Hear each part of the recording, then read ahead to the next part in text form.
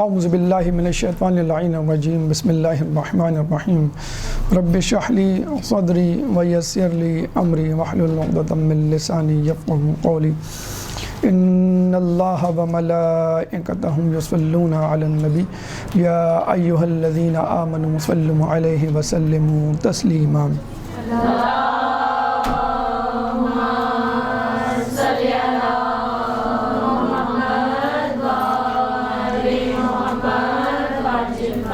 یا ایھا الذین آمنوا کتب علیکم الصیام کما کتب علی الذین من قبلکم لعلکم تتقون۔ اے ایمان والوں، تم پر روزے فرض کیے گئے جیسے کہ تم سے پہلے کے لوگوں پر، تاکہ تم متقی بن جاؤ۔ کسی شخص نے صادق آل محمد امام جعفر صادق علیہ السلام سے اللہم صلی علی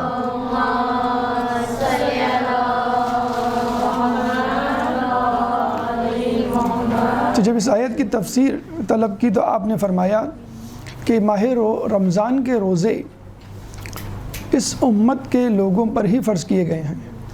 جب اس نے پوچھا کہ اس آیت میں لکھا ہے کما کتبہ، کہ جیسے کہ لکھ دیے گئے پہلے کے لوگوں پر، تو امام نے کہا کہ پہلے امتوں کے رسولوں پر، انبیاء پر روزے فرض تھے، امتوں پر روزے فرض نہیں تھے۔ یہ امت محمدی کی خصوصیت اور فضیلت ہے کہ یہ واحد امت ہے کہ جس پر روزے فرض کیے گئے۔ تو ہمیں یہ فضیلت، یہ مقام، یہ مرتبہ حاصل ہے کہ ہمیں وہ کام سونپا گیا ہے، وہ عبادت بخشی گئی ہے، وہ عبادت ہدیہ کی گئی ہے کہ جو انبیاء کو کی گئی تھی۔ اور اس بات کا اندازہ اس روایت سے بھی ہو سکتا ہے کہ موسیٰ علیہ السلام جب اللہ تعالیٰ سے مناجات میں مشغول تھے تو انہوں نے اپنے دل میں خیال کیا کہ مجھ جیسا محترم اور معزز اللہ کے نزدیک کون ہوگا۔ چنانچہ آپ نے اللہ سے جب سوال کیا تو اللہ نے جواب دیا کہ آخری ایام میں ایک امت ہوگی کہ جو ماہ رمضان میں روزے رکھے گی۔ جب وہ روزہ افطار کرے گی اور اپنے گرم اپنے سوکھے ہوئے اونٹ سے پانی کو مس کرے گی تو اس وقت وہ میرے لیے معزز ترین ہوں گے اور میں ان سے بہت قریب ہوں گا۔ اس وقت جب کہ تم مجھ سے مناجات کر رہے ہو، میرے اور تمہارے درمیان حجابات ہیں، اس وقت اس امت کے افطار کے وقت میرے اور اس امت کے درمیان، روزے دار کے درمیان حجابات نہیں ہوں گے، بس وہ جو دعا کریں گے میں قبول کروں گا۔ تو کتنی بڑی فضیلت ہے، کتنا بڑا مقام ہے جو اللہ تعالیٰ نے ہمیں اس ماہ رمضان میں دیا ہے کہ موسیٰ علیہ السلام کے برابر کی فضیلت۔ ایک دفعہ رسول اکرم صلی اللہ علیہ وآلہ وسلم اللہم صلی علی محمد وآل محمد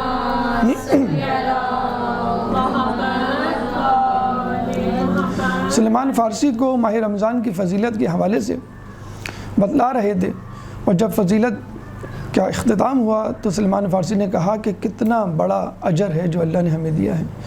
تو رسول اللہ نے کہا کہ کتنی شدید شرائط ہیں۔ تو جہاں انسان کسی بلند مقام اور مرتبے پر ہوتا ہے وہاں اتنا ہی اس کے گرنے کا اور غلطی کرنے کا امکان بھی ہوتا ہے۔ اگر آپ نے ماہ رمضان میں موجود شرائط اور احتیاط کو مد نظر نہ رکھا تو پھر آپ اس سے کم حقہ فائدہ اٹھا نہیں سکیں گے۔ دیکھیے، کسی بھی کام کو کرنے کے لیے مقدمات ہوا کرتے ہیں، پھر مقارنات ہوا کرتے ہیں، پھر مؤخرات ہوا کرتے ہیں۔ مقدمات یعنی اس کام کو کرنے سے پہلے آپ کو کیا باتیں مد نظر رکھنی ہیں، احتیاطیں، شرائط وغیرہ۔ مقارنات یعنی وہ باتیں، وہ احتیاطیں، وہ نکات، وہ چیزیں جو آپ کو اس کام کے کرنے کے دوران ذہن میں رکھنی ہیں۔ اس کے بعد مؤخرات یعنی اس کام کو کرنے کے بعد کیا حکمت اپنانی ہے کہ وہ جو کام کیا ہے اس کا ثواب زائل نہ ہو جائے۔ مثلا ہم مثال دیتے ہیں کہ جب آپ نماز پڑھتے ہیں تو نماز کے مقدمات میں طہارت شرط ہے، وضو شرط ہے، نیت شرط ہے، قبلہ روح ہونا شرط ہے۔ مقارنات یعنی حرکات و سکنات اور اذکار نماز، رکوع، سجود اور فاتحہ اور دیگر اذکار جو کہ ضروری ہیں، شرائط میں شامل ہیں۔ اور پھر مؤخرات، نماز کا مؤخر تو یہ ہے کہ جب آپ نماز پڑھ لیں تو جس مقصد کے لیے نماز پڑھی ہے ان کاموں سے بچیں۔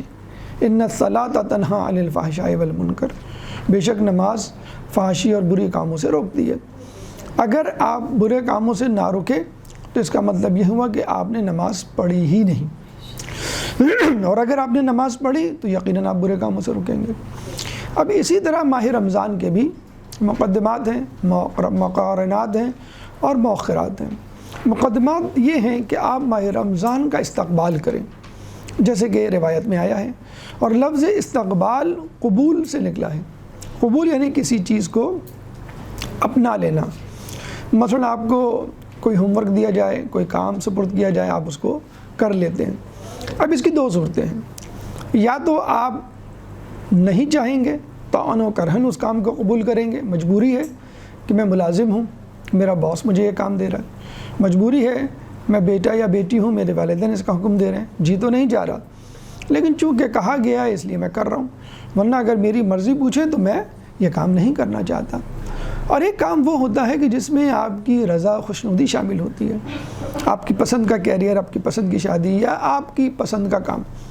ملازمت میں پروموشن مثلا ہو جائے، آپ اس کو خوشی خوشی قبول کرتے ہیں۔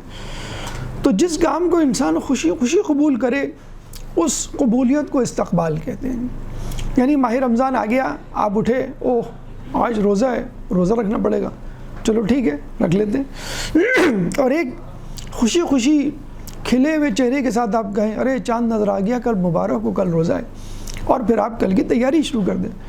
کوئی آنے والا ہے اور آپ اپنے کاموں میں مشغول ہیں، گھنٹی بجتی ہے، آپ کام ختم کرتے ہیں اور دیکھتے ہیں دروازے پہ کون ہے، اور ایک کوئی آنے والا ہے اور بار بار آپ گھڑی دیکھ رہے ہیں، بار بار آپ جو ہے وہ کمرے کو صاف ستھرا کر رہے ہیں، دیکھ رہے ہیں، اپنے لباس پہ توجہ کر رہے ہیں، اور اپنے بچوں کو، گھر والوں کو جو ہے وہ ہدایات دے رہے ہیں کہ بھئی ایسے بات کرنا، ایسے رہنا، یہ چیزیں کھلانا، یہ چیز لے کر آنا۔ تو ماہ رمضان کے لیے اگر آپ تڑپ رہے ہیں، خوش ہو رہے ہیں، شادیانے بج رہے ہیں، دل میں جو ہے ایک خوشی کی کیفیت ہے، بار بار لوگوں سے اس کا تذکرہ کر رہے ہیں، پلان کر رہے ہیں، تو اس کا مطلب ہے آپ ماہ رمضان کو قبول نہیں کر رہے، آپ ماہ رمضان کا استقبال کر رہے ہیں۔ بس آج ہمیں اسی ماہ رمضان کے حوالے سے دعائے استقبال ماہ رمضان ہمارے چوتھے امام زین العابدین علیہ السلام کے حوالے سے آپ کے سامنے گزارشات کریں۔ اللہم صلی علی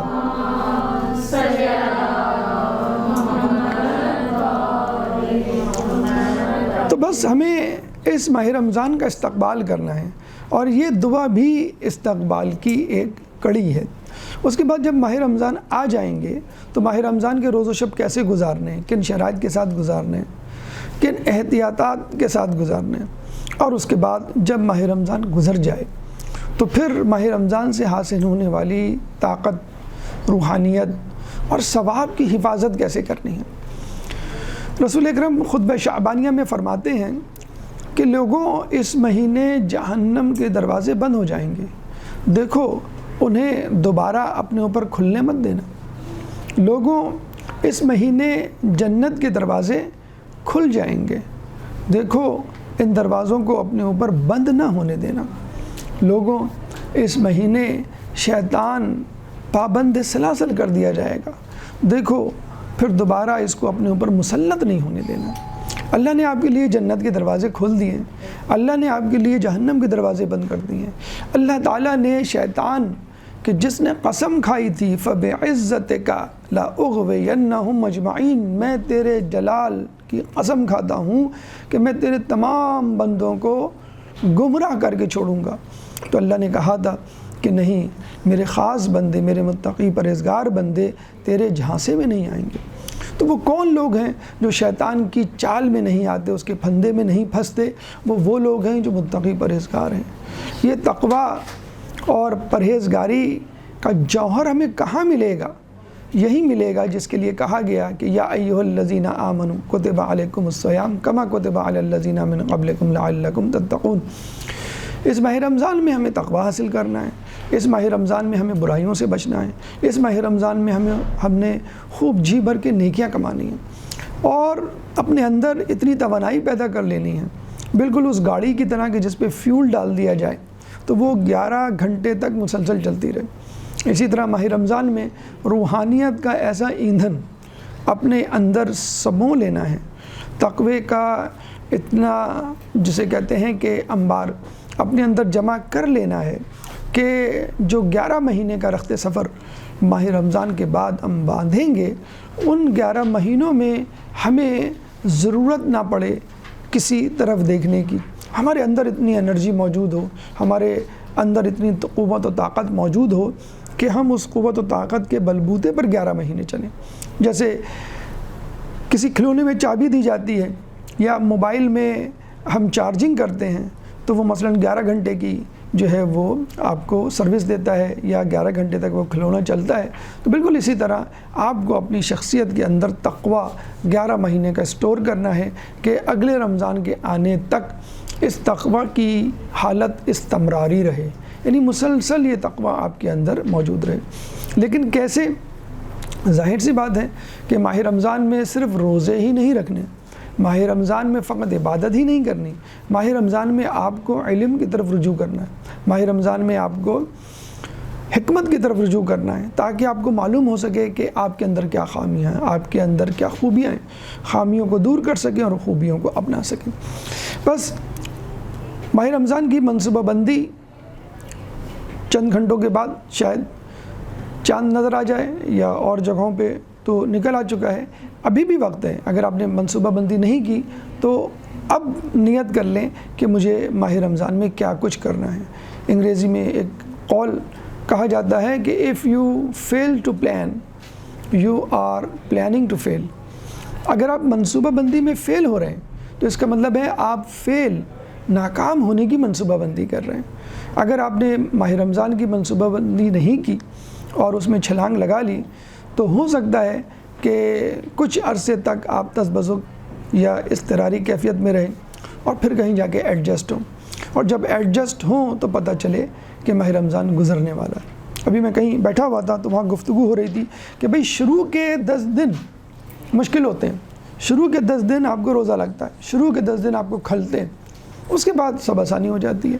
تو کہنے کا مقصد یہ ہے کہ اگر آپ 10 دن پہلے ماہ رمضان کی تیاری شروع کر دیں تو ان 10 دنوں میں جو تکلیف، چڑچڑاہٹ، پریشانی اور مسائل ہوں گے وہ آپ کو پتہ چل جائیں گے کہ مجھے یہ مسائل ہوتے ہیں، اس وقت بھوک لگتی ہے، اس وقت غصہ آتا ہے، اس وقت کام ہوتا ہے، اس وقت نیند آتی ہے۔ تو ان 10 دنوں میں آپ کو اندازہ ہو جائے گا۔ ضروری نہیں کہ آپ روزہ رکھیں تو بہت اچھی بات ہے۔ حدیث میں آیا ہے کہ جو شعبان کے آخری 3 دن روزے رکھے گا اور اس کو ماہ رمضان سے ملا دے گا تو گویا اس نے 2 مہینے کے روزے رکھے۔ تو رجب ہو، شعبان کا مہینہ ہو، یہ ایک نیٹ پریکٹس ہے، اور امید ہے کہ سننے والوں نے ماہ رجب سے بھی فائدہ اٹھایا ہوگا، شعبان سے بھی فائدہ اٹھایا ہوگا۔ لیکن اگر فائدہ نہیں بھی اٹھایا اور یہ وقت آ گیا ہے کہ آپ جاگ گئے تو کم از کم اس وقت مکمل خوشنودی الہی کے لیے خشوع خضوع کے ساتھ اس کی طرف متوجہ ہو جائیے۔ اے اللہ، اب تک میں غافل تھا لیکن اب میں اٹھ گیا ہوں، اب مجھے توفیق دے کہ میں ماہ رمضان سے صحیح طور پہ استفادہ کروں۔ ماہ رمضان سے استفادہ کرنے کے لیے ہی کیا، آپ کسی بھی کام سے کامیابی کے ساتھ گزرنا چاہتے ہیں تو ضروری ہے کہ آپ اپنے سینئرز کے ساتھ، اپنے بزرگوں کے ساتھ، اپنے اساتذہ کے ساتھ، محترم معزز شخصیات کی سیرت کی روشنی میں اس کام کو انجام دیں۔ اور ماہ رمضان تو مہینہ ہی عبادات کا ہے، مہینہ ہی متقی پرہیزگاروں کا ہے، تو ہمیں ان لوگوں سے رجوع کرنا چاہیے کہ جن کی تمام زندگی چاہے رمضان ہو یا نہ ہو، رمضان جیسی ہی گزری، تو ماہ رمضان میں ان کا کیا حال ہوا ہوگا۔ خود ہمارے چوتھے امام زین العابدین علیہ السلام، اللہم صلی علی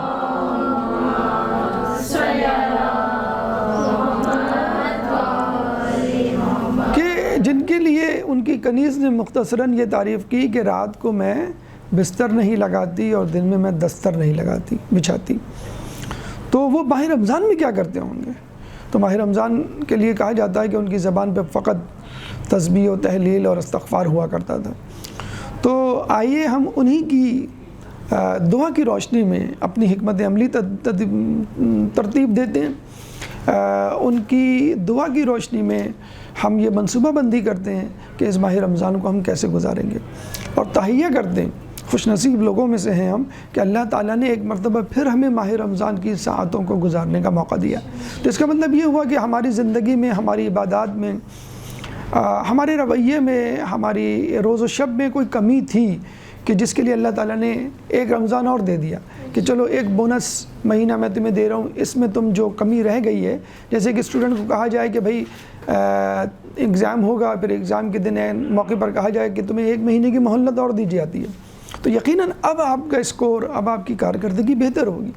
تو یوں سمجھ لیجئے جو کمی تھی آپ کی تیاری میں تقوی کے حوالے سے، حصول خوشنودی الہی کے حوالے سے، اللہ تعالیٰ اس مہینے کی دین، اس مہینے کے تحفے کی صورت میں آپ کو ایک اور موقع فراہم کر رہا ہے۔ تو امید ہے انشاءاللہ تعالیٰ اللہ تعالیٰ اپنی توفیقات کے بدلے میں اور اپنی خوشنودی حاصل کرنے کے لیے ہمیں اس ماہ رمضان کو پچھلے ماہ رمضان اور اس سے پہلے جتنے بھی رمضان گزرے سب سے بہتر رمضان کا مہینہ گزارنے کی توفیق عطا فرمائے گا۔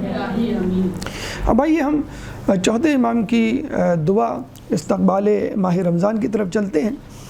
اس سے پہلے دعا حمزہ سبالی میں امام فرماتے ہیں وَأَنَّ الرَّاحِلَ قَرِيبَةُ الْمُصَافَةِ کہ تیری طرف جانے والے راستے بہت قریب ہیں، بہت مختصر ہیں، بہت چھوٹے ہیں۔ ہم سمجھتے ہیں کہ اللہ کو راضی کرنے کے لیے پتہ نہیں کیا کرنا پڑے گا، اللہ کو راضی نہیں کرنے کے لیے پتہ نہیں پہاڑ کی چوٹی پہ چڑھنا پڑے گا، یا دودھ کی نہریں بہانی پڑیں گی، اور یا پتہ نہیں کیا پوری دنیا کو فتح کرنا پڑے گا۔ بہت آسان ہے۔ اللہ تعالیٰ نے تو گاہے بگاہے روز و شب میں، ہفتہ وار کی بنیاد پر، مہینوں کی بنیاد پر یا سالانہ بنیادوں پر ایک ایسا اہتمام کیا ہوا ہے کہ جس میں یوں سمجھ لیجیے بس آپ بٹن دبائیں گے اور آپ کا جو ہے وہ مسئلہ حل ہو جائے گا۔ لیکن اب ایسا بھی نہ ہو کہ ایک باپ نے اپنے بچے کو کہا کہ بیٹا میں نے تمہارا مسئلہ حل کر دیا، تم پریشان ہوتے تھے کہ میرے جوتے کہاں ہیں، میرے کپڑے کہاں ہیں، میرا کھانا کہاں ہے، اور میرا فلاں کام اور یہ چیز چاہیے۔ تم ملازمین کو بلاتے تھے، کوئی دیر سے آتا تھا، کوئی بس تم یہ بٹن دباؤ گے تو تمہیں کھانا مل جائے گا، یہ والا بٹن دباؤ گے تو تمہیں پانی مل جائے گا، یہ والا بٹن تو لباس۔ تو بچے نے آخر میں کہا بابا بٹن کون دبائے گا؟ تو یہ نہ ہو کہ اللہ تعالیٰ نے آپ کو ماہ رمضان پلیٹ میں رکھ کے دے دیا ہے کہ تم اس کو انجوائے کرو اور کھاؤ، اب آپ کہیں کہ میں لقمہ کیسے منہ میں ڈالوں۔ تو اتنی محنت تو کم از کم آپ کو کرنی چاہیے، اور یہ بہت بڑی فضیلت کی بات ہے کہ جیسے کہا گیا کہ موسیٰ علیہ السلام کے مقام کے برابر رسول کا امتی، کیونکہ اس سے پہلے کسی امت پہ روزے فرض نہیں کیے گئے۔ تو دعائے حمزہ سمالی میں جو امام فرماتے ہیں کہ بے شک تیری طرف جانے والے راستے بہت قریب ہیں، یعنی نانو اقرب حبل الورید من حبل الورید، کہ تو ہماری میری شہرک سے زیادہ قریب ہے۔ تو وہ کس طرح قریب ہے؟ انہی راستوں کے سبب۔ ماہ رمضان کا مثلاً ایک شارٹ کٹ ہے، ماہ رمضان میں موجود شب قدر کا ایک شارٹ کٹ ہے، ماہ رمضان میں موجود جو عبادات ہیں ان کے جو درجات 10 ٹائمز یا 70 ٹائمز یا 700 ٹائمز ہیں، وہ طریقہ کار ہے جو اللہ تعالیٰ نے ہمارے لیے معین کیا ہے۔ اس ماہ رمضان کو سمجھ لیں پہلے کہ یہ ہے کیا، پھر اللہ تعالیٰ سے توفیق طلب کریں، اور پھر ایک جامع منصوبہ بندی کریں کہ ہمیں اس میں کیا کرنا ہے۔ بس یہی باتیں مختلف پیرائے میں مختلف انداز سے دل نشین طریقے سے امام نے بیان کی ہے۔ دعائے استقبال ماہ رمضان جو صحیفہ سجادیہ، صحیفہ کاملہ میں موجود ہے، آئیے اس دعا کا مطالعہ کرتے ہیں اور اس دعا میں موجود جو پیغامات، جو اہم نکات ہیں اس ماہ رمضان میں مد نظر رکھنے کے لیے اس کو درک کرتے ہیں۔ ایک درود پڑھ دیں محمد والے محمد، اللہم صلی علی محمد و آل محمد۔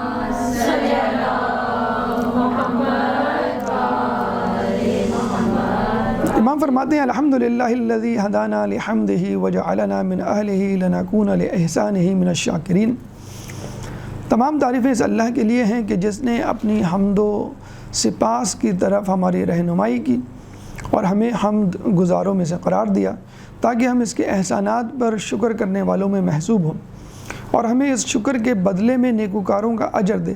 اس اللہ کے لیے حمد و ستائش ہے کہ جس نے ہمیں اپنا دین عطا کیا اور اپنی ملت میں سے قرار دے کر امتیاز بخشا، اور اپنے لطف احسان کی راہوں پر چلایا تاکہ ہم اس کے فضل و کرم سے ان راستوں پر چل کر اس کی خوشنودی تک پہنچیں، ایسی ہم جسے وہ قبول فرمائے اور جس کی وجہ سے ہم سے وہ راضی ہو جائے۔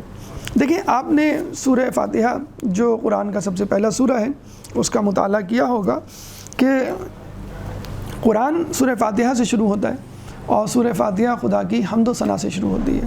حالانکہ یہ ایک دعا ہے لیکن ابتدا الحمدللہ رب العالمین الرحمن الرحیم مالک یوم الدین اس کی حمد و ثنا سے شروع ہوتی ہے، یعنی بتلانے کہ اے اللہ ہم تیرے پاس جو آئے ہیں وہ کسی دنیاوی شخصیت کے مقام و مرتبے کو رکھ کر نہیں آئے، یعنی جیسے کمپنی کا مینیجر ہے یا باس ہے یا گھر کا بزرگ ہے یا محلے کا کوئی تھانے دار ہے یا M P A M N A president prime minister بادشاہ، نہیں، ہم تو تیرے لیے تیری طرف اس لیے آئے ہیں کہ تو اس پوری کائنات کا خالق ہے اور تیرے شکر گزار ہیں کہ تو نے ہمیں ہدایت دی. باقی تمام لوگ ہمیں کچھ جزوی نعمتیں تو دے سکتے ہیں لیکن ہدایت تو ہی دے سکتا ہے، اور یہ وہی ہدایت کی دعا ہے جس کا تذکرہ خود سورہ فاتحہ میں موجود ہے، اہدنا الصراط المستقیم. یہ وہ جملہ ہے جو سورہ فاتحہ کا ایسنس ہے، اصل اس کا نچوڑ ہے. اس سے پہلے جو ہے وہ حمد و ثنا ہے اور اس کے بعد اشارہ ہے کہ کن کی صراط غیر المغضوب علیہم ولا الضالین. یہاں پر ہم اللہ کا شکر ادا کر رہے ہیں کہ جو دعا ہم نے سورہ فاتحہ میں مانگی تھی وہ قبول ہو گئی. کیسے قبول ہو گئی؟ صراط مستقیم اللہ تعالیٰ نے ہمیں دے دی. کیسے پتہ چلا کہ صراط مستقیم دے دی؟ اس نے ہمیں مسلمان گھرانے میں پیدا کیا اور ہمیں ماہ رمضان کی نعمت سے نوازا. تو ہم پہلے تو اللہ کا شکر ادا کرتے ہیں. آپ کسی سے کچھ مانگتے ہیں اور اس سے پہلے کچھ لے چکے ہوں تو آپ پہلے یاد دلاتے ہیں کہ آپ کو یاد ہوگا پچھلے سال ماہ رمضان میں آپ نے راشن دیا تھا مجھے، بہت شکریہ، بہت کام آیا، بچوں نے دعائیں دی. اگر ہو سکے تو اس مہینے بھی ذرا اہتمام کر دیں، بہت مہربانی ہوگی. یعنی یہ بتلانے کے لیے کہ آپ نے جو احسان کیا وہ میرے کام آیا، مفید رہا اور اس کے لیے میں شکر گزار ہوں. تو بس اللہ تعالیٰ کے لیے آپ یہی الفاظ کہہ رہے ہیں کہ اللہ تعالیٰ جو تو نے ہدایت دی میں اس کا شکر گزار ہوں.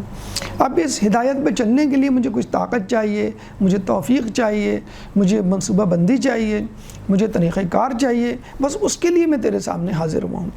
اور پھر صراط مستقیم نہیں، اللہ نے ہمیں ایک ایسا دین دیا جو اس سے پہلے کسی ملت و قوم کو نہیں نصیب ہوا. پھر اس کے بعد ہمیں ایک ایسی قوم اور ملت اور امت بنایا جو کسی کو نہیں بنایا.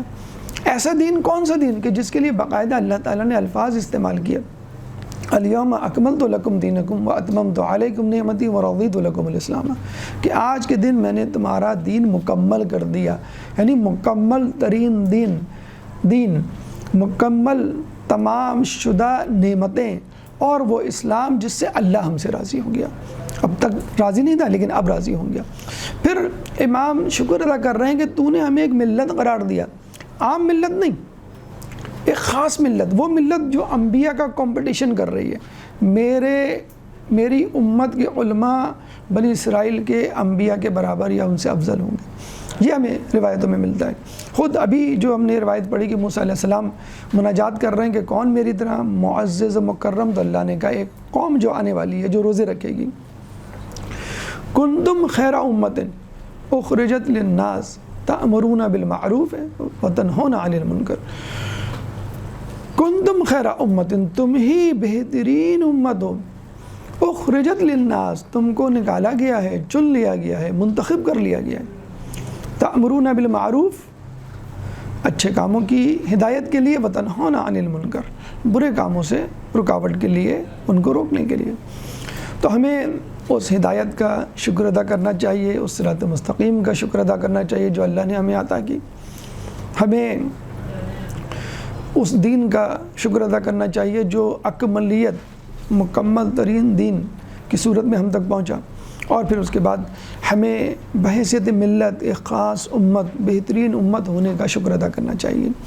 اس شکر ادا ہونے کے بعد ہم اللہ کی طرف بڑھتے ہیں اور اللہ سے اس خاص عہدے اور اس مقام کو مینٹین کرنے کے لیے دعا مانگتے ہیں. جیسے ایک بچہ ہے، ایک استاد سے پڑھتا ہے، بڑے اچھے مارکس اس کے آئے ہیں، استاد نے اس کو پہلی کلاس سے لے کے 10th کلاس تک پڑھایا ہے، اب اس کو ایک مقابلے کا ایک بڑا ایگزام دینا ہے. تو اب استاد سے کہتا ہے استاد بہت شکریہ، آپ نے اتنے مراحل سے اتنے امتحانات سے مجھے کامیابی کے ساتھ گزارا، اب ایک بہت امپورٹنٹ ایگزام ہونے والا ہے جس میں میرے کیریئر پر جو اثر پڑے گا، اور کیریئر بن جائے گا، اگر پاس ہوا، ناکام ہوا تو بگڑ جائے گا، تو بس آپ کو اس پر جو ہے مجھے تیاری کروانی ہے۔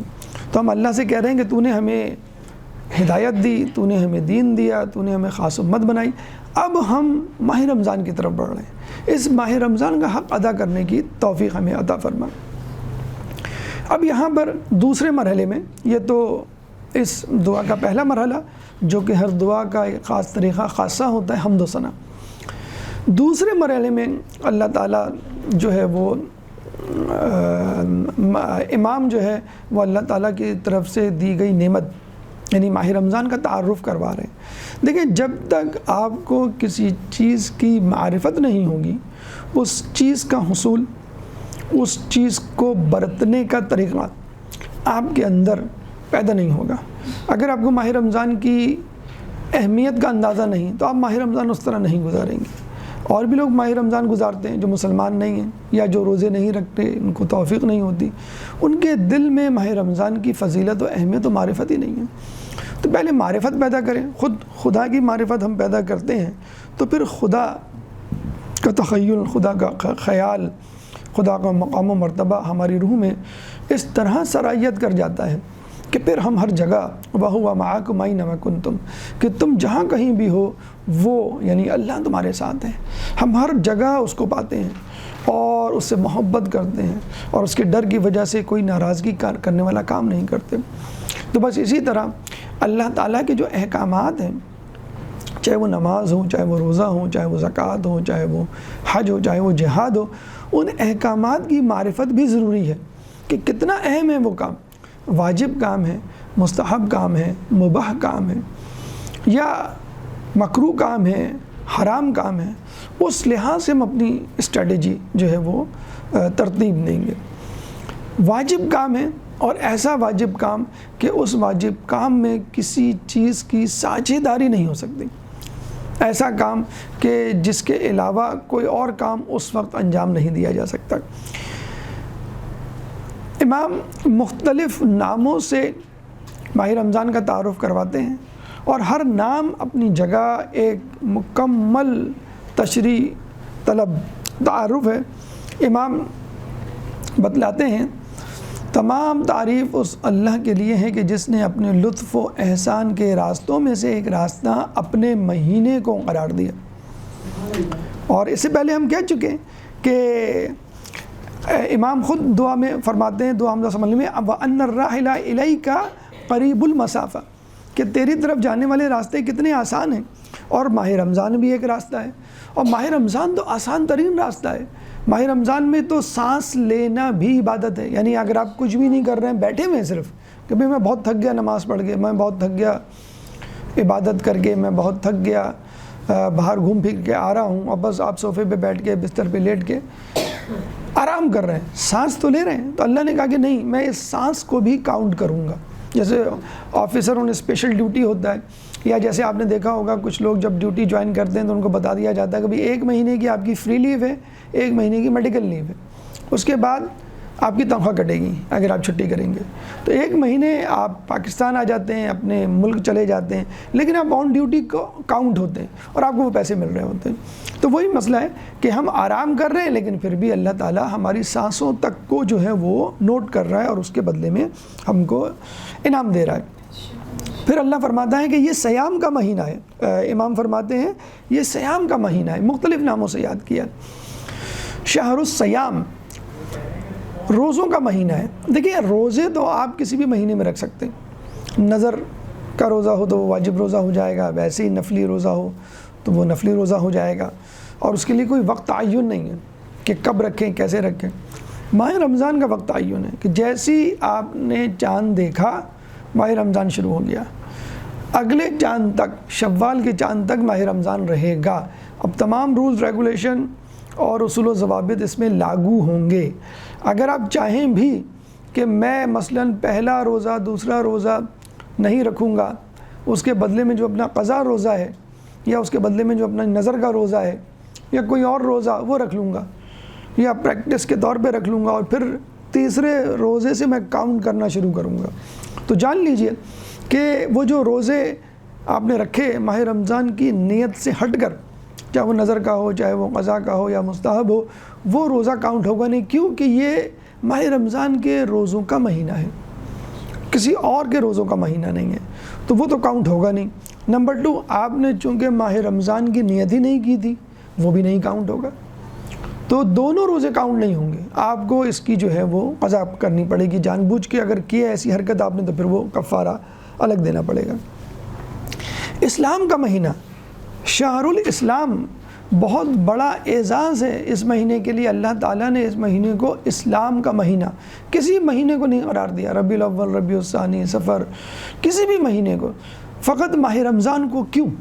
کہ اس مہینے میں اسلام واضح طور پر نکھر کر سامنے آتا ہے. دیکھیں ماہ رمضان میں فاسق و فاجر، مطلب ایک بہت چھوٹی سی مثال، جو ٹی وی اور میڈیا کے سیلیبریٹیز ہیں وہ بھی سدھر جاتے ہیں، ان کی زبانوں پہ بھی آیات، روایات، حکایات آ جاتی ہیں، وہ بھی روزہ رکھنا جو ہے وہ شروع کر دیتے ہیں. تو جو فاسق و فاجر ہے وہ بھی مسلمان بن جاتا ہے. یا یوں سمجھ لیجئے آپ دیار غیر میں رہ رہے ہیں تو ماہ رمضان میں پتہ چل جائے گا کہ کون مسلمان ہے کون مسلمان نہیں ہے. نماز کا تو یہ ہے کہ بھئی آپ نے ظہر اثر ہے، ٹھیک ہے، آپ نے لنچ کے بہانے گئے پڑھ کے آ گئے، یا گھر جا کے 5 بجے کی چھٹی جب ہوئی تو آپ پڑھ کے آ گئے. لیکن کھانے پینے کا ایسا معاملہ ہے، روزے کا ایسا معاملہ ہے کہ پتہ چل جاتا ہے. کوئی پانی آفر کر رہا ہے، کوئی کھانا آفر کر رہا ہے، کوئی لنچ کے لیے کہہ رہا ہے، اور آپ کہہ رہے ہیں کہ میرا روزہ ہے. اچھا ایک شخص نہیں، کئی شخص کہہ رہے ہیں اور ہر مسلمان کہہ رہا ہے، تو ان کو اندازہ ہو جاتا ہے کہ یہ مہینہ مسلمانوں کے لیے کوئی خاص ہے. اور خاص اس لیے کہ ہر مسلمان رکھ رہا ہے، ورنہ تو داڑھی کوئی رکھے گا نہیں رکھے گا، کوئی حجاب کرے گا نہیں کرے گا، کوئی نماز پڑھے گا نہیں پڑھے گا. لیکن رمضان کے مہینے میں کچھ ایسا ماحول بن جاتا ہے کہ ہر انسان دیکھا دیکھی بھی روزہ رکھنے پر تیار ہو جاتا ہے. اور پھر صحت کا ایسا معاملہ ہے، صوموا تصحوا، رسول کی حدیث ہے کہ روزہ رکھو اور صحت پاؤ، کہ آدمی کہتا ہے کہ چلو بھئی میں روزہ رکھ کے کم از کم صحت تو حاصل کر لوں.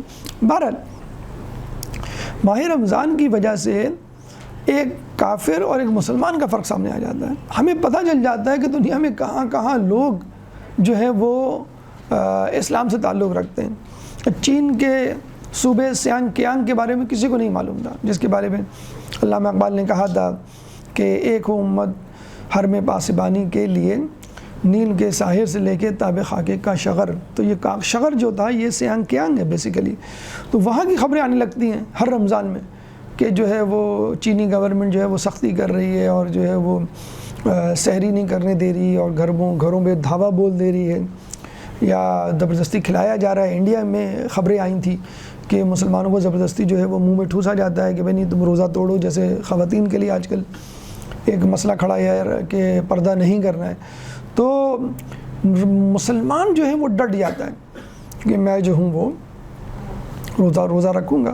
آپ نے دیکھا ہوگا اپنے آپ کے گھر کے بچے تڑپ رہے ہوتے ہیں کہ ہمیں روزہ رکھنا ہے، حالانکہ 5 سال کا بچہ ہوتا ہے، 10 سال کا بچہ ہوتا ہے، روزہ فرض نہیں ہوتا ہے لڑکوں پہ، لیکن پھر بھی وہ کہتے نہیں ہمیں. وہ دیکھا دیکھی ہوتے ہیں اور تڑپ رہے ہوتے ہیں اور بےحال ہوتے ہیں، بدحال ہوتے ہیں، پیاس میں ہوتے ہیں، بھوک کی کیفیت ہوتی ہے، لیکن وہ کہتے نہیں مجھے پورا روزہ رکھنا ہے. ایک عجیب کشش ہے، اور شاید اس وجہ سے ہے کہ شیاطین کو بند کر دیا گیا ہے. آسان سا لگتا ہے ہمیں روزہ رکھنا، نماز سے بھی زیادہ آسان لگتا ہے. اکثر ہم نے ایسے لوگوں کو بھی دیکھا جو فجر نہیں پڑھیں گے، کوئی نماز نہیں پڑھیں گے، روزہ بڑی پابندی سے جسے کہتے ہیں کہ رکھیں گے. وہ لطیفہ بھی ہے نا، کسی نے کہا بھائی روزہ تو رکھا ہے تو آپ یہ تو کریں، آپ نماز تو پڑھیں. کریں نہیں بس کافی ہے، اتنی محنت میں نہیں کر سکتا، اتنا ہی تقویٰ ہے مجھ میں. اچھا بھی قرآن پڑھ لیں آپ، نہیں بھی قرآن بھی نہیں پڑھا تو بس روزہ رکھیں. افطار کے وقت افطار کر لیں، ہاں اتنا بھی کافر نہیں ہوں. تو کچھ تو بہرحال اپنے فائدے کی چیز رکھتا ہے. لیکن بہرحال یہ ہم نے دیکھا ہے روز و شب بدل جاتے ہیں. آپ نے دیکھا ہوگا کل کراچی میں ایک جگہ دعوت تھی، عصر میں ہم نہیں جا سکے، 10:30 بجے گھر پہ آئے تو ہم نے میسیج کیا سوری ہم آ نہیں سکتے، بہت لیٹ ہو گیا، اس وقت کسی کے گھر جانا مناسب نہیں. تو پتہ چلا کہ ابھی کھانا بھی وہاں پہ شروع نہیں ہوا اور لوگ بھی نہیں آئے. تو پتہ چلا کہ پورا کراچی جو ہے وہ جیم تھا، اور آج بھی یہی ہونے والا ہے. تو کیوں؟ لوگ شاپنگ کر رہے ہیں، لوگ دہی بڑے، لوگ چنے، لوگ دالیں، لوگ بیسن اور تیل اور پتہ نہیں کیا کیا خرید رہے ہیں. کیوں؟ کھانے کا مہینہ جو آ گیا. حالانکہ یہ کھانے کا مہینہ نہیں ہے، تو بھوک پیاس کا مہینہ ہے. آپ کو پلاننگ کرنی ہے بھوک کی، میں بھوکا کیسے رہوں گا، اگر بھوک لگی تو کیا طریقہ کار ہے، کس طرح اس سے میں بچوں گا. آپ پلاننگ کر رہے ہیں افطار کی، آپ پلاننگ کر رہے ہیں سحری کی، دونوں میں سے کوئی فرض نہیں ہے. مستحب ہوں گے، دونوں میں سے کوئی فرض نہیں ہے. فرض ہے بھوکا پیاسا رہنا. پلاننگ فرض کی ہونی چاہیے کہ مجھے بھوکا پیاسا جو میں رہوں گا تو اس رمضان کے روزے کو تقوی کے حوالے سے کیسے گزاروں گا، نیکیاں کیسے کروں گا، گناہوں سے کیسے بچوں گا، نماز کب پڑھوں گا، تلاوت کب کروں گا. ہم یہ دیکھتے ہیں کہ وہ 2 گھنٹے پہلے 4 گھنٹے پہلے جو ہے وہ کڑھائی چڑھ جاتی ہے اور جو ہے مختلف قسم کے یہ نہیں بنا، اور پھر بھی مرد حضرات تو ماشاء اللہ مطمئن نہیں ہوتے لڑکے، اولادیں کہ یہ نہیں پکایا اور یہ نہیں بنایا، پچھلے رمضان میں تو یہ تھا یہ تھا. تو وہ صاحب خانہ اور جو جتنے بھی افراد ہیں ان کا پورا فوکس افطار پہ ہوتا ہے کہ یہ کھانا ہے، آج یہ کھانا ہے، کل آپ نے یہ بڑا اچھا بنایا تھا، آج یہ ذرا زیادہ بنا دیے گا. اور سحری میں جو ہے یہ ہونا چاہیے، اس سے جو ہے وہ دن بھر بھوک نہیں لگتی. اللہ تعالیٰ بھوک ہی تو لگوانا چاہتا ہے آپ کو. آپ پورے ٹوٹکے کر رہے ہوتے ہیں، 11 گلاس آپ سحری میں پی رہے ہوتے ہیں، پھر افطار میں جو ہے بس آپ بیٹھے ہوئے ہوتے ہیں کہ اتنا میں کھا لوں کہ 2 دن تک بھی روزہ رکھنا پڑے تو میں چل جاؤں. فوکس ٹھیک ہے، بعض اوقات ہوتی انسان کی طبیعت کی، انسان چاہتا ہے کہ تھوڑا بہت چلو چھولے ہو جائیں، پکوڑے ہو جائیں، یا کوئی ایسی چیز جو منہ کا ذائقہ آپ کو کوئی مذائقہ نہیں ہے آپ کھائیں، لیکن بنیادی منصوبہ بندی. کچھ لوگ تو بہت زیادہ وہ ہو جاتے ہیں، کہتے نہیں بس ہم کھانا کھائیں گے اور کچھ بھی نہیں کھائیں گے، تو یہ بھی ایک طرح کی بے اعتدالی ہو جاتی ہے. ٹھیک ہے، اگر آپ کا جی چاہ رہا ہے، بچوں کا جی چاہ رہا ہے، ان کو تھوڑا سا انکریج کرنے کے لیے مائیں کچھ کہتی ہیں کہ بھائی چلو تم روزہ رکھو گے تو آج میں تمہیں جو ہے مثلا برگر بنا کے دوں گی، فرینچ فرائز بنا کے دوں گی. بہرحال تو ماہ رمضان کی جو پلاننگ ہے وہ یہ اصل پلاننگ یہ ہے کہ آپ بھوک پیاس کی پلاننگ کریں. بہرحال تو یہ روزوں کا مہینہ ہے. اس کے علاوہ اگر آپ چاہیں مثلا میں سردیوں میں رکھ لوں روزے اور وہ رمضان کے روزے کاؤنٹ ہو جائیں، ایسا نہیں ہوگا. یا رمضان جو ہے گرمیوں میں پڑے، آپ نے کہا کہ بھئی چلو میں سردیوں میں رکھ لوں گا. ہاں یہ ہو سکتا ہے کہ آپ مثلا پاکستان میں رہ رہے ہیں تو آپ انگلینڈ چلے گئے کہ بھئی وہاں کا موسم اس وقت اچھا ہوگا، وہاں روزے رکھ لوں. یا کینیڈا والے جو ہے وہ گرمیوں میں جو ہے وہ یہاں پر، سردیوں میں جو ہے وہ یہاں پر آ گئے کہ یہاں پہ. ویسے ہوتا یہی ہے کہ گرمی کے ممالک، گرم ممالک جو ہیں وہ سرد ممالک کی طرف تھوڑا بہت کرنے میں، کوئی ایڈجسٹمنٹ کرنے میں کچھ نہیں ہے، لیکن یہ کہ روح اور فوکس اور توجہ ماہ رمضان کے روزے گزارنے میں، بھوک پیاس کو برداشت کرنے میں اور تقویٰ کے حصول میں ہونی چاہیے. تو ماہ رمضان میں روزہ رکھنا ہے، ماہ رمضان کی نیت سے رکھنا ہے. کوئی اور روزہ قابل قبول نہیں ہوگا. وہ روزہ بھی قبول نہیں ہوگا جو رمضان کا روزہ ہے، وہ بھی عموماً ہوتا ہے کوئی ایک چیز قبول ہو جاتی ہے، دونوں چیزیں جو ہے وہ قبول نہیں ہوں گی. پھر امام فرماتے ہیں پاکیزگی کا مہینہ، کم از کم میڈیکل پوائنٹ آف ویو سے معدہ تو صاف ہو جاتا ہے، آپ کا جسم صاف ہو جاتا ہے. آپ نے دیکھا ہوگا ہاسپٹلز وغیرہ میں لکھا ہوا ہوتا ہے کہ اے سی جو ہے کم از کم 1 گھنٹہ بند رکھیں کمرے کا، تاکہ اس دوران جو ہے وہ اے سی کو آرام مل سکے. اسی طرح ہم دیکھتے ہیں کہ گاڑی کی ہم سروس کرواتے ہیں 6 مہینے بعد یا سال بھر بعد، تاکہ وہ سال بھر چل سکے. تو یہ ایک پاکیزگی ہے کہ جو گناہ آپ کرتے ہوئے آئے ہیں ان گناہوں کو کم از کم 1 مہینے کے لیے بریک لگ جائے. کم از کم آپ یہ کہیں چلو بھئی 1 مہینے بعد یہ شروع کریں گے کام، یہ جو ہے وہ گناہ ہم رمضان میں نہیں افورڈ کر سکتے. کم از کم گناہ میں جب بریک آئے گا تو اندر ایک خیال پیدا ہوگا کہ اچھا یہ تو میں غلط کر رہا تھا، اور ماہ رمضان کیا، یہ تو مجھے ماہ رمضان کے علاوہ بھی نہیں کرنا چاہیے. وہ کسی نے دیار غیر میں کہا بھئی ماہ رمضان شروع ہو رہے ہیں، ہمیں روزہ رکھنا ہے. تو وہ انگریز نے اس سے پوچھا تم لوگوں کو کیا ملتا ہے بھوکا پیاسا رہ کے، جو تم لوگ طلوع آفتاب سے غروب آفتاب تک بھوکے پیاسے رہتے ہو؟ تو اس مسلمان نے کہا نہیں، فقط ہم بھوکے پیاسے نہیں رہتے، ہم جو ہے چوری سے بچتے ہیں، ہم جو ہے تہمت سے بچتے ہیں، ہم غیبت سے بچتے ہیں، ہم جھوٹ سے بچتے ہیں، ہم بے ایمانی سے بچتے ہیں. تو اس انگریز نے کہا بڑی آسانی ہے تمہارے لیے، ہم تو سال بھر ان چیزوں سے بچتے ہیں. تو کہنے کا مقصد یہ ہے کہ حقیقت میں ہم بچتے تو ہیں، پھر اس کے بعد ہم لپیٹ کے رکھ دیتے ہیں. میں رمضان چلیں گے آپ کی کس کی بات ہے. اب تو ماشاءاللہ ٹی وی پہ ٹرینڈ شروع ہو گیا ہے کہ بھئی اب افطار ہو گئی، اب گانے وانے ہونے چاہیے، نعتیں واتیں پہلے ہو رہی تھیں، اب کچھ ناچ گانا ہونا چاہیے. یہ نعوذ باللہ، یعنی اتنا بھی اثر نہیں رہا کہ وہ شاید میرے خیال میں تقوی کی وجہ سے نہیں تھا، منقبتیں نعتیں یا دینی افکار، وہ اس وجہ سے تھے کہ بھوک کی حالت میں گناہ نہیں ہو پاتا. تو جب وہ پیٹ میں کچھ گیا تو وہ ہمارے ساتھ بھی ہوتا ہے کہ افطار سے پہلے جو ہے تسبیح اور مصلی، اور افطار کے بعد صوفہ اور ریموٹ. تو یہ فرق جو ہے وہ اپنے آپ کو ذہن میں رکھنا ہے کہ یہ پاکیزگی کا مہینہ ہے. جو گناہ ہماری عادت بن چکے ہیں. کم از کم ایک بریک لگے گا, ایک جھٹکا لگے گا, ایک جھنجھوڑ جسے کہتے ہیں کہ آئے گی ہماری ضمیر میں, ایک خلش پیدا ہوگی کہ یہ کیا کر رہے تھے ہمیں تو رمضان میں پتہ چلا کہ ہم یہ کر رہے تھے. تو یہ پاکیزگی کا مہینہ ہے. پھر امام فرماتے ہیں یہ تصفیہ اور تطہیر کا مہینہ ہے. تصفیہ یا تطہیر جسے کہتے ہیں فلٹریشن کو کہتے ہیں. جیسے آپ پانی کو جب پاک و صاف کرتے ہیں تو آپ کسی دوپٹے یا باریک کپڑے سے گزارتے ہیں تو پتھر کنکر اوپر رہ جاتے ہیں اور خالص پانی جو ہے وہ نیچے آ جاتا ہے. تو تزکیہ نفس بھی بالکل اسی طرح ہے. فرق یہ ہے تزکیہ نفس میں ہم گناہوں سے بچتے ہیں اور جو اپنے اندر خوبیاں ہیں ان کو پالش کرتے ہیں. دونوں چیزیں کرتے ہیں, یعنی گناہوں سے بھی بچنا ہے اور نیکیوں کو بھی حاصل کرنا ہے. تو یہ مہینہ فقط پاکیزگی کا نہیں ہے. پاکیزگی یعنی صرف گناہ آپ نے چھوڑ دیا. یہ مہینہ تصفیہ اور تطہیر کا بھی ہے کہ اس میں آپ کو اپنا نفس جو ہے وہ اس کو تزکیے سے گزارنا ہے. پھر امام فرماتے ہیں عبادت و قیام کا مہینہ ہے. عبادت و قیام تو اور مہینوں میں بھی ہو سکتی ہے, لیکن جیسے کہ اس میں کہا گیا کہ نوافل پڑھنے کا ثواب فرض پڑھنے کے برابر, فرض پڑھنے کا ثواب 70, ایک حرف کے بدلے 10 نے کیا, الف لام میم تو 30 نے کیا, تو ثواب 10 گنا 70 گنا جو ہے وہ بڑھا دیا گیا ہے اس مہینے میں. تو اس میں جتنی عبادت کی جائے اتنا کم ہے. تو کوشش کریں کہ اس میں وہ عبادتیں بھی انجام دیں جو عموماً آپ انجام نہیں دیتے. مثلاً میں ایک مثال دوں گا, نوافل. ہم لوگ کیا نوافل پڑھنے کا اتنا رجحان نہیں ہے. ہم نے جو ہے وہ 3 فرض پڑھی اور 4 عشاء کی فرض اور یہ آپ کی نماز ہو گئی. حتیٰ کہ اگر کسی سے پوچھ بھی لیا جائے ظہر اثر میں کتنی نوافل ہوتی ہیں تو وہ سوچ رہا ہوتا ہے کتنی نوافل ہوتی ہیں, عمر بھر ان کو انجام نہیں دیا گیا ہوتا ہے. تو اس مہینے میں کوشش کریں کہ آدمی کی طبیعت مائل ہوتی ہے ایک دو نیکیوں کی طرف. دوسرا یہ کہ گناہوں کے جو مورچے ہیں وہاں سے بمباری کم ہو رہی ہوتی ہے, یعنی دوست احباب اور آس پاس کے لوگ بھی آپ کو گناہوں کی طرف کم بلا رہے ہوتے ہیں. تیسری بات یہ ہے کہ بھوک کی وجہ سے انسان, اللہ تعالیٰ نے ایک کیفیت رکھی ہے کہ جب بھوک کی حالت میں ہوتا ہے تو انسان علم بھی حاصل کرتا ہے اور حکمت بھی حاصل کرتا ہے.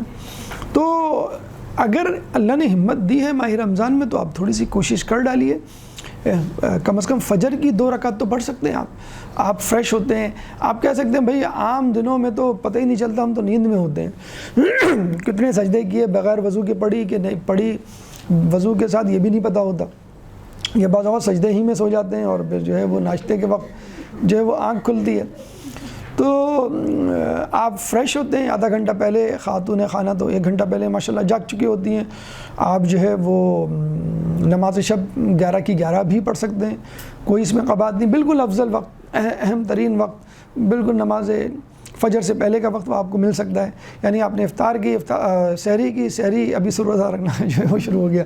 سحری کے بعد آپ نے جو ٹائم ملتا ہے عموماً جو احتیاط کا وقت ہوتا ہے یا ویسے بھی فارغ تو ہو چکے ہوتے ہیں آپ, اس میں آپ نماز شب پڑھ لیں اور کوشش کریں 11 کی 11 پڑھیں. کوشش کریں جو اس میں قنوت کے تمام لوازمات ہیں, جو 300 مرتبہ الفوا ہے, 70 مرتبہ استغفر اللہ ہے, وہ 40 لوگوں کے لیے جو استغفار کی دعا ہے, 1 مرتبہ کر کے دیکھ لیں, 2 مرتبہ کر کے دیکھ لیں. 11 نہیں تو 1 سے بڑھ کر 3 اور پھر 5 اور پھر 7 کر کے. اسی طرح نوافل کے لیے بھی ہے کہ فجر میں 2 رکعت جس کی سب سے زیادہ تاکید ہے تمام نوافلہ میں, بہت ہی, بلکہ کہا گیا کہ پہلے وہ پڑھ لیں اگر وقت ہے تو پھر آپ جو ہے وہ فجر پڑھیں. تو وہ کم از کم ضرور پڑھ لیں تاکہ ایک روحانیت پیدا ہو.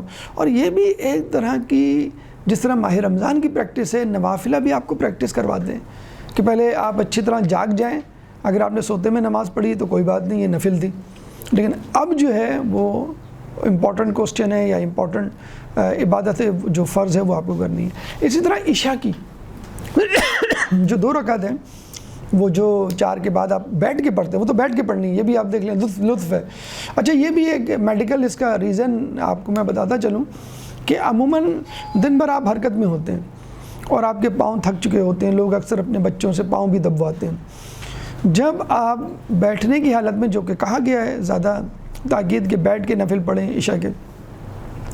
تو جب آپ بیٹھتے ہیں تو آپ کے پاؤں کے مسلس کانٹریکٹ ہوتے ہیں, اسپیشلی سولیس مسل, پنڈلی کے پیچھے جو مسل ہوتا ہے وہ بلڈ پمپ کرتا ہے اوپر, اور اس سے جو کلاٹ بننے کا جو خدشہ ہوتا ہے وہ کم ہوتا ہے. آج کل ویسے بھی دل کی بیماریاں, اینجیوپلاسٹی, اینجیوگرافی, بائی پاس بہت کامن ہو گیا ہے. تو یہ بہترین ہے کہ عشاء کی نوافل جو ہے, نفل جو ہے 2 رکعت وہ آپ بیٹھ کے پڑھ لیں, دن بھر کی تکن بھی آپ کی دور ہو جائے گی. اور عشاء کی 2 رکعت کے لیے تو کہا گیا ہے کہ رزق میں برکت کے لیے بہت زیادہ جسے کہتے ہیں مجرب ہے. تو یہ تو آپ کی نماز کا, عبادت کا حصہ ہے, خود بخود ایک وظیفہ بن گیا. اس کے علاوہ ٹھیک ہے عصر کی اور ظہر کی 8 ہیں اور اس کی بھی 4 ہیں, تو 2 سے ابتدا کریں. جس طرح میں نے فجر کی 2 پڑھی ہیں نفلیں, تو میں ظہر کی بھی کم از کم 2 پڑھ لوں. گناہ تو نہیں ملے گا نا آپ کو, اس سے تو بہتر ہے نا کہ آپ نے 8 ہی نہیں پڑھی. اب آپ یہ سوچیں کہ نہیں 2 پڑھوں گا تو شاید اللہ مائنڈ کر جائے گا, اللہ برا منائے گا کہ بھئی 8 میں سے 2 کیوں پڑھی. نہیں, کوئی بات نہیں, 2 تو پڑھی کم از کم آپ نے. جیسے خیرات دے رہے ہیں آپ, 100 کا نوٹ نہیں دے سکتے, 10 کا نوٹ تو دے سکتے ہیں آپ, کہ برا لگے گا کوئی بات نہیں, آپ ابتدا تو کریں. اس طرح عصر کی 8 ہیں, آپ 2 پڑھ لیں. اسی طرح مغرب کی ہیں 2 پڑھ لیں. 2 نوافل سے ابتدا کریں کہ اس دفعہ میں کم از کم 2 رکعت نفل پڑھوں گا. اور پھر جو ہے تو کہنے کا مقصد یہ, اسی طرح قرآن جو ہم دن بھر جو ہے وہ ہاتھ نہیں لگاتے, ڈھونڈتے نہیں, بعض اوقات تو پتہ بھی نہیں ہوتا کہ قرآن کہاں ہے. وہ جسے کہتے ہیں نا کہ باپ نے ایک دفعہ کہا کہ بھئی میں یہ 50 کا نوٹ جو ہے اس کمرے میں رکھ رہا ہوں اور دیکھتے ہیں بھئی کون اس کو ڈھونڈتا ہے. تو باپ جو ہے وہ 50 کا نوٹ کمرے میں رکھ کے چلا گیا, اور باقی لوگ جو ہیں وہ ڈھونڈتے رہے, 50 کا نوٹ ہی نہیں ملا. جب بیٹھے تو پتہ چلا کہاں تھا, کہنے لگے وہاں تھا جہاں تم لوگ کبھی نہیں دیکھتے, قرآن کے اندر رکھا تھا میں نے. تو ہمارے تو قرآن بھی اتنی اوپر رکھ دیا جاتا ہے کہ وہ اس کو اتارنے میں بھی سستی ہوتی ہے, کہ سیڑھی لگانا پڑے گا, پھر اٹھا کے جو ہے وہ نیچے اتارنا پڑے گا. تو قرآن ہیں, تعقیبات ہیں, مفاتی ہیں, ان کی کتابیں, یہ کتابیں تو آپ نماز جہاں پڑھتے ہیں اس کے ساتھ ہی رکھ دیں کہ تھوڑی سی بھی سستی کاہلی نہ ہو. اور اب تو خیر موبائل ہے, موبائل میں شیئر ٹول کٹ یا دوسرے دیگر ایپس موجود ہیں, تمام چیزیں آپ کے ساتھ ہیں. نہیں پڑھ سکتے تو ریکارڈنگ لگا دیں آپ. مثلا دعا عہد ہے, بہت پڑھنے کا جی چاہتا ہے, فجر کے بعد پڑھنے کی دعا ہے, 3 منٹ کی دعا ہے حالانکہ, لیکن آپ کو نیند آ رہی ہوتی ہے, بھئی 3 منٹ میں اگر میں نے پڑھ لی تو ساری نیند غائب ہو جائے گی. غفلت ہی سے تو جگانا ہے آپ کو دعا عہد پڑھوا کے. لیکن چلیں آپ جو ہیں وہ موبائل آن کر کے لیٹ جائیں, کم از کم 3, 5, 10 منٹ میں تو نیند آئے گی. ہم تو سوتے سوتے میں بھی واٹس ایپ میسیجز چیک کر رہے ہوتے ہیں, کتنا امپورٹنٹ میسیج آیا, پتہ نہیں کوئی لاٹری کھلی ہے کیا, کوئی انعام نکل آیا ہمارا, وہ بہت ضروری ہوتا ہے. یعنی فجر کے بعد بھی جب ہم سو رہے ہوتے ہیں تو 3-4 منٹ میسیجز ہی چیک کر رہے ہوتے ہیں, کون سا امپورٹنٹ میسیج ہے, کس نے ہم کو یاد کیا. اور جو اللہ بیٹھا ہوا ہے اوپر آپ کو یاد کر رہا ہے, آپ کو اس کو کوئی فکر نہیں. کم از کم نہیں پڑھ سکتے, محنت لگ رہی ہے, انرجی ویسٹ ہو رہی ہے, خدا نخواستہ موبائل پہ آپ نے دعا عہد لگا دی اور سامنے رکھ دیا. سوتے سوتے ایک روحانی کیفیت لیتے ہوئے آپ سوئیں گے. بہت سے لوگ ہم نے دیکھا ہے ڈرائیونگ کر رہے ہوتے ہیں, دعائے کمیل مثلا لگا دی. تو اگر ان دعاؤں کو اول تو کوشش کریں پڑھیں, اور ان دعاؤں کو بھی باترجمہ پڑھیں اس دفعہ, تاکہ کم از کم نماز کا جو ترجمہ ہے وہ ضرور پڑھیں. یعنی سورہ فاتحہ اور جو چھوٹی دعائیں ہیں, سورہ ہیں, ان کا ترجمہ اور اذکار. آپ کو پتہ ہو کہ میں نماز میں کیا پڑھ رہا ہوں, آپ کو پتہ ہو کہ قرآن کے ان سوروں میں کیا پیغام ہے. اسی طرح جو دعائیں ہیں, دعائے کمیل ہے, بہت لوگ پابندی سے پڑھ رہے ہوتے ہیں, دعائے سلامتی امام زمانہ, ایون ان کا ترجمہ اور وہ نہیں پتہ ہوتا. تو اس مہینے میں وہ پڑھیں, ان کے ترجمے ساتھ پڑھیں. نہیں پڑھ سکتے ریکارڈنگ لگا دیں موبائل پہ, کم از کم آپ کے ساتھ جو آپ کے اہل خانہ بیٹھے ہیں وہ بھی سنیں گے. اور ایک بھی آپ نے روک دیا کہ دیکھو مولا جو ہے اس جملے میں کیا کہہ رہے ہیں کہ صبر تو علی نارک, میں تیری جہنم کے یا آگ پہ تو صبر کر لوں گا, عذابک کیف اصبرت علی فراقک, میں کیسے تیری فراق پہ, تیری جدائی پہ صبر کروں گا. آپ نے روک کے ایک دم سے کہا کہ دیکھو کیا پیارا جملہ ہے. ہم ٹی وی ڈرامے دیکھتے ہیں, فلمیں دیکھتے ہیں, خدا نخواستہ اشتہارات دیکھتے ہیں, میچ دیکھ رہے ہوتے ہیں اور فوراً بتا رہے ہوتے ہیں دیکھو اس نے کیسے چھکا مارا, اس نے کیا غلطی کی, اس نے دیکھو یہ کیسے گول کیا. لیکن دعاؤں میں ہم پتہ نہیں کیوں سمن بکمن امیون بالکل بنے ہوئے ہوتے ہیں کہ دعا پڑھے جا رہے ہیں, کچھ پتہ ہی نہیں ہے. تو تھوڑی سی عربی کی شدت پیدا کریں, نہیں پیدا کر سکتے یہ بھی بہترین مہینہ ہے. ایک اور بات کہ عربی تھوڑی سی اگر سیکھ سکیں تو سیکھ لیں. آج کل تفہیم القرآن کے نام سے 3 کتابوں کا سیٹ موجود ہے, بڑی آرام سے 1 مہینے میں آپ کو عربی آ جائے گی. ایران کی چھپی ہوئی ہے, بلکہ اس میں اردو کے الفاظ بھی ہیں، بلکہ پہلے ہی صفحے پہ انہوں نے بتا دیا ہے کہ یہ الفاظ اردو عربی میں کامن ہے، مشترکہ ہے۔ مثلا تو آپ کو اتنی خوشی ہوتی ہے، میں 60% مثلا الفاظ سورہ فاتحہ کے بارے میں کہا جاتا ہے 60% اردو میں موجود ہے، یعنی تفہیم القرآن۔ یہ رائٹنگ ایران کی چھپی ہوئی ہے، اس میں اردو میں پورا مواد ہے، مٹیریل 3 کتابوں کا سیٹ ہے۔ اگر آپ میرے خیال میں پڑھنا شروع کریں تو روزانہ 2-3 چیپٹر، نہیں ای بک کی فارم میں بھی موجود ہے اتفاقاً، تو ای بک کی فارم میں لے لیں، ڈاؤن لوڈ کر لیں تفہیم القرآن، اور کتابیں بھی موجود ہیں اس کی، بہت خوبصورت ہیں۔ اگر کسی کو نہیں چاہیے تو آپ بتا دیے گا، مینجمنٹ میں ہم انتظام کروا دیں گے، ہم نے اپنے مدرسے میں بھی مفت تقسیم کروائی تھی۔ تو یہ بہترین مہینہ ہے ماہ رمضان میں قرآن کو سمجھنے کا، سیکھنے کا۔ تو یہ شارٹ کٹ ہے جو شاید مہینے بھر میں رمضان میں اگر آپ کے پاس ٹائم ہے، ورنہ عام دنوں میں 6 مہینے میں 3 مہینے میں لوگ سیکھ سکتے ہیں۔ اور محنت کر سکتے ہیں تو صرف میر عوامل 2 مشہور کتابیں ہیں، ایک ورڈ فارمیشن اور ایک سینٹنس فارمیشن، 2 چیزیں آپ کو سکھاتی ہیں، اردو میں تشریحات کے ساتھ بھی موجود ہیں۔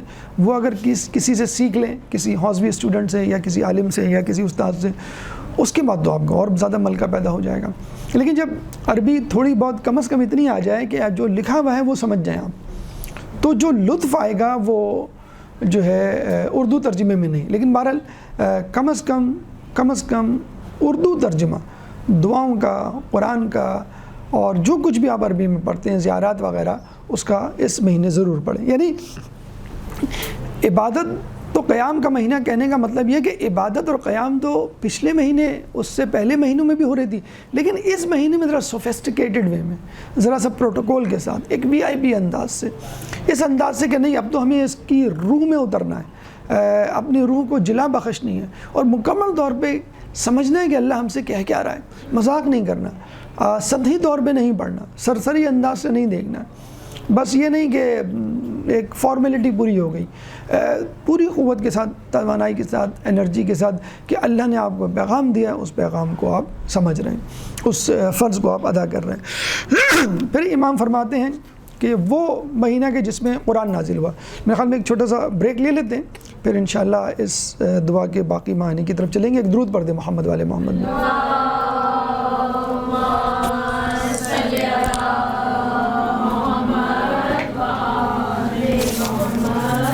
اس کے بعد امام اس ماہ رمضان میں اترنے والی عظیم الشان کتاب الہی قرآن کا تذکرہ کرتے ہیں، یعنی ماہ رمضان کا مختلف انداز سے تعارف کروانے کے بعد اس کا ایک تعارف یہ بھی ہے کہ شہر رمضان الذی انزل فیہ القرآن، کہ ماہ رمضان وہ مہینہ ہے کہ جس میں قرآن نازل ہوا، خود قرآن میں اس کا تعارف موجود ہے۔ اچھا، یہ بھی ایک حکمت ہے، اور علماء اعلام نے بھی اس پہ بحث کی ہے کہ قرآن کے لیے ماہ رمضان کا انتخاب کیوں کیا گیا۔ تو جیسے کہ آیت کریمہ آپ کے سامنے پڑھی کہ لعلکم تتقون یا ایھا الذین آمنوا کتب علیکم الصیام کما کتب علی الذین من قبلکم لعلکم تتقون، کہ ایمان والوں تم پر روزے فرض کیے گئے کہ جیسے کہ تم سے پہلے کی امتوں پر، تاکہ تم متقی بن جاؤ۔ تو یہ مہینہ تقوی کے حصول کا ہے۔ اس تقوی کا تعلق قرآن سے کیسے ہے؟ اگر ہم یہ ثابت کر دیں تو قرآن کا رمضان سے تعلق ثابت ہو جائے گا۔ اللہ تعالیٰ سورہ بقرہ کی آیت نمبر 2، ذالک الکتاب لا ریب فیہ ھدی للمتقین الذین یؤمنون بالغیب، کہ یہ وہ کتاب ہے کہ جس میں کوئی شک نہیں، ھدی للمتقین، ہدایت ہے متقین کے لیے، یعنی عام آدمی کو ہدایت نہیں ملے گی جو تقوی کا حامل نہیں ہے، جو فاسق و فاجر ہے۔ جو تقوی اختیار کرے گا اسی کو ہدایت ملے گی۔ جب آپ قرآن کھولتے ہیں اور آپ دیکھتے ہیں کہ تقوی شرط ہے کتاب کو سمجھنے کے لیے، تو آپ پریشان ہو جاتے ہیں کہ بھئی میں تو تقوی کا حامل نہیں، میں متقی پرہیزگار نہیں، تو میں کیسے حاصل کروں؟ تو اللہ تعالیٰ ماہ رمضان کو آپ کے آگے کر دیتا ہے اور کہتا ہے کہ یہ وہ مہینہ ہے کہ جس میں تم پہ روزے فرض کیے گئے، اور ان روزوں کو رکھنے کے بعد تم متقی پرہیزگار بن جاؤ گے۔ تو بس ماہ رمضان میں روزے رکھ کے عبادات اور شرائط کو مد نظر رکھتے ہوئے آپ نے تقوی حاصل کیا، اور تقوی حاصل کر کے ماہ رمضان میں قرآن جو نازل ہوا ہے اس کو کھولا اور اس کو پڑھنا شروع کیا، اور ہدایت حاصل ہونا آپ کو شروع ہو گئی۔ پھر امام آگے چل کے لیلۃ القدر کا تذکرہ کرتے ہیں، جو لوگوں کے لیے رہنما ہے، قرآن کے بارے میں امام فرما رہے ہیں ہدایت اور حق و باطل کے امتیاز کی روشن صداقتیں رکھتا ہے، چنانچہ تمام مہینوں پر اس کی فضیلت و برتری کو اشکار کیا۔ ان فراوان عزتوں اور نمایاں فضیلتوں کی وجہ سے جو اس کے لیے قرار دی اور اس کی عظمت کے اظہار کے لیے جو چیزیں دوسرے مہینوں میں جائز تھیں اس میں حرام کر دی، اور اس کے احترام کے پیش نظر کھانے پینے کی چیزوں سے منع کر دیا، اور ایک واضح زمانہ اس کے لیے معین کر دیا۔ خدائے بزرگ و بدر کے لیے یہ اجازت نہیں دیتا کہ اسے اس کے معینہ وقت سے آگے بڑھا دیا جائے، اور نہ یہ قبول کرتا ہے اسے مؤخر کر دیا جائے۔ دیکھیں، امام کہہ رہے ہیں کہ اس مہینے میں ان چیزوں کو حرام کر دیا کہ جو جائز تھی، یعنی کھانا پینا دن میں جائز تھا، آپ کے لیے حرام کر دیا، اور دیگر چیزیں جو ان کی شرائط میں شامل ہیں۔ کیوں؟ دیکھیے، اللہ تعالیٰ یہ بتلانا چاہ رہا ہے کہ جب تم حلال چیزوں سے بچ سکتے ہو جو کہ تمہاری بنیادی ضروریات میں سے حلال بھی ہیں اور بنیادی ضروریات میں سے بھی، کھانا پینا ہماری بنیادی ضرورت، بلکہ حیوانات تک کے لیے بنیادی ضرورت ہے، اس کے بغیر کوئی جاندار زندہ نہیں رہ سکتا۔ اس بنیادی ضرورت کو بند کیا اور جائز چیز کو بند کیا۔ کیوں؟ کہ ماہ رمضان کے علاوہ جب آپ حرام کھانے پر آئیں تو آپ یہ سوچیں، ارے میں تو وہ تھا کہ جو حلال سے بچ سکتا تھا، تو میں حرام سے کیوں نہ بچوں؟ یہ بالکل ایسا ہی ہے کہ ایک کھلاڑی کو کھیلوں کے مقابلے سے پہلے پہاڑوں پر لے کے جایا جاتا ہے، اس سے وہاں تمرین کروائی جاتی ہے، مشق کروائی جاتی ہے، دوڑایا جاتا ہے، اور پھر کہا جاتا ہے کہ تم اب جو ہے میدان میں دوڑو۔ تو کہتا ہے میں تو پہاڑوں پہ دوڑتا تھا، یہ تو میدان ہے، وہاں جو ہے میں 5 گھنٹے دوڑتا تھا، یہاں تو فقط 1 گھنٹے دوڑنا ہے۔ تو ماہ رمضان میں سختی میں آپ حلال چیزوں سے بچ رہے ہیں، تو ماہ رمضان کے بعد نرمی میں، آسانی میں آپ حرام چیزوں سے کیوں نہیں بچ سکتے؟ یہ ہے وہ خصوصیت جو ماہ رمضان کو ممیز کرتی ہے، ممتاز کرتی ہے اور مہینوں سے، کہ ماہ رمضان میں وہ چیزیں حرام کر دی گئی ہیں کہ جو عام دنوں میں حلال تھیں۔ پھر امام لیلۃ القدر کے بارے میں تذکرہ کر کے فرماتے ہیں، پھر یہ کہ اس کی راتوں میں سے ایک رات کو 1000 مہینوں کی راتوں پر فضیلت دی اور اس کا نام شب قدر رکھا۔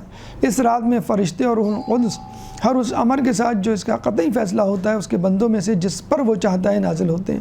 وہ رات سراسر سلامتی کی رات ہے جس کی برکت طلوع فجر تک دائم و برقرار رہتی ہے۔ دیکھیں، شب قدر کا بھی ایک فلسفہ ہے کہ ماہ رمضان میں اس کو کیوں منتخب کیا گیا، پھر شب قدر میں قرآن کو کیوں نازل کیا گیا۔ تو پھر وہی بات کہ یہ مقدرات کی رات ہے کہ جس میں مقدر لکھے جاتے ہیں، اور اگر دیکھا جائے تو اللہ تعالیٰ کی رضا اور جنت کا حصول انسان اپنے اعمال سے حاصل کرتا ہے، بائی چانس نہیں، بائی چوائس حاصل کرتا ہے۔ تو اللہ تعالیٰ گویا قرآن نازل کر کے یہ بتلا رہا ہے، اگر تم جنت حاصل کرنا چاہتے ہو، اللہ کی رضا حاصل کرنا چاہتے ہو، یہ کتاب ہے، یہ اسکرپٹ ہے، یہ پیپر ہے، اور اس کا یہ سلوشن ہے، یہ جوابات ہیں، یہ تم پڑھ لو، اس پہ عمل کر لو، تو بس ٹھیک ہے، تمہارے سارے مسئلے حل ہو جائیں گے۔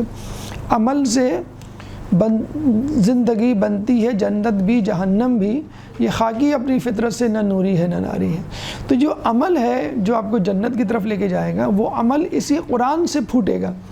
یہ قرآن جو حلال و حرام کا مجموعہ ہے، جس میں بتایا گیا ہے کہ حلال کیا ہے، حرام کیا ہے، یہ آپ کو بتلائے گا کہ تمہیں اپنی زندگی میں کیا کرنا ہے۔ جو آپ کریں گے بس وہی مقدر بن جائے گا اور وہی جنت کا راستہ بن جائے گا۔ لیلۃ القدر بھی مقدر کی رات ہے، مقدر بنانے کی رات ہے، اور قرآن بھی آپ کی تقدیر بنانے کی کتاب ہے۔ چنانچہ لیلۃ القدر کو اور قرآن کو اس مہینے میں نازل کرنے کا مطلب یہ ہے کہ اللہ رکھنے کا مطلب یہ ہے کہ اللہ تعالیٰ آپ کی توجہ دلانا چاہ رہا ہے کہ اصل تقدیر تمہاری زندگی میں تمہارے عمل سے بنتی ہے، عمل سے بنتی ہے زندگی، جنت بھی جہنم بھی، یہ خاکی اپنی فطرت سے نہ نوری ہے نہ ناری ہے۔ تو عمل قرآن سے ہوگا اور قرآن ماہ رمضان میں نازل ہوا۔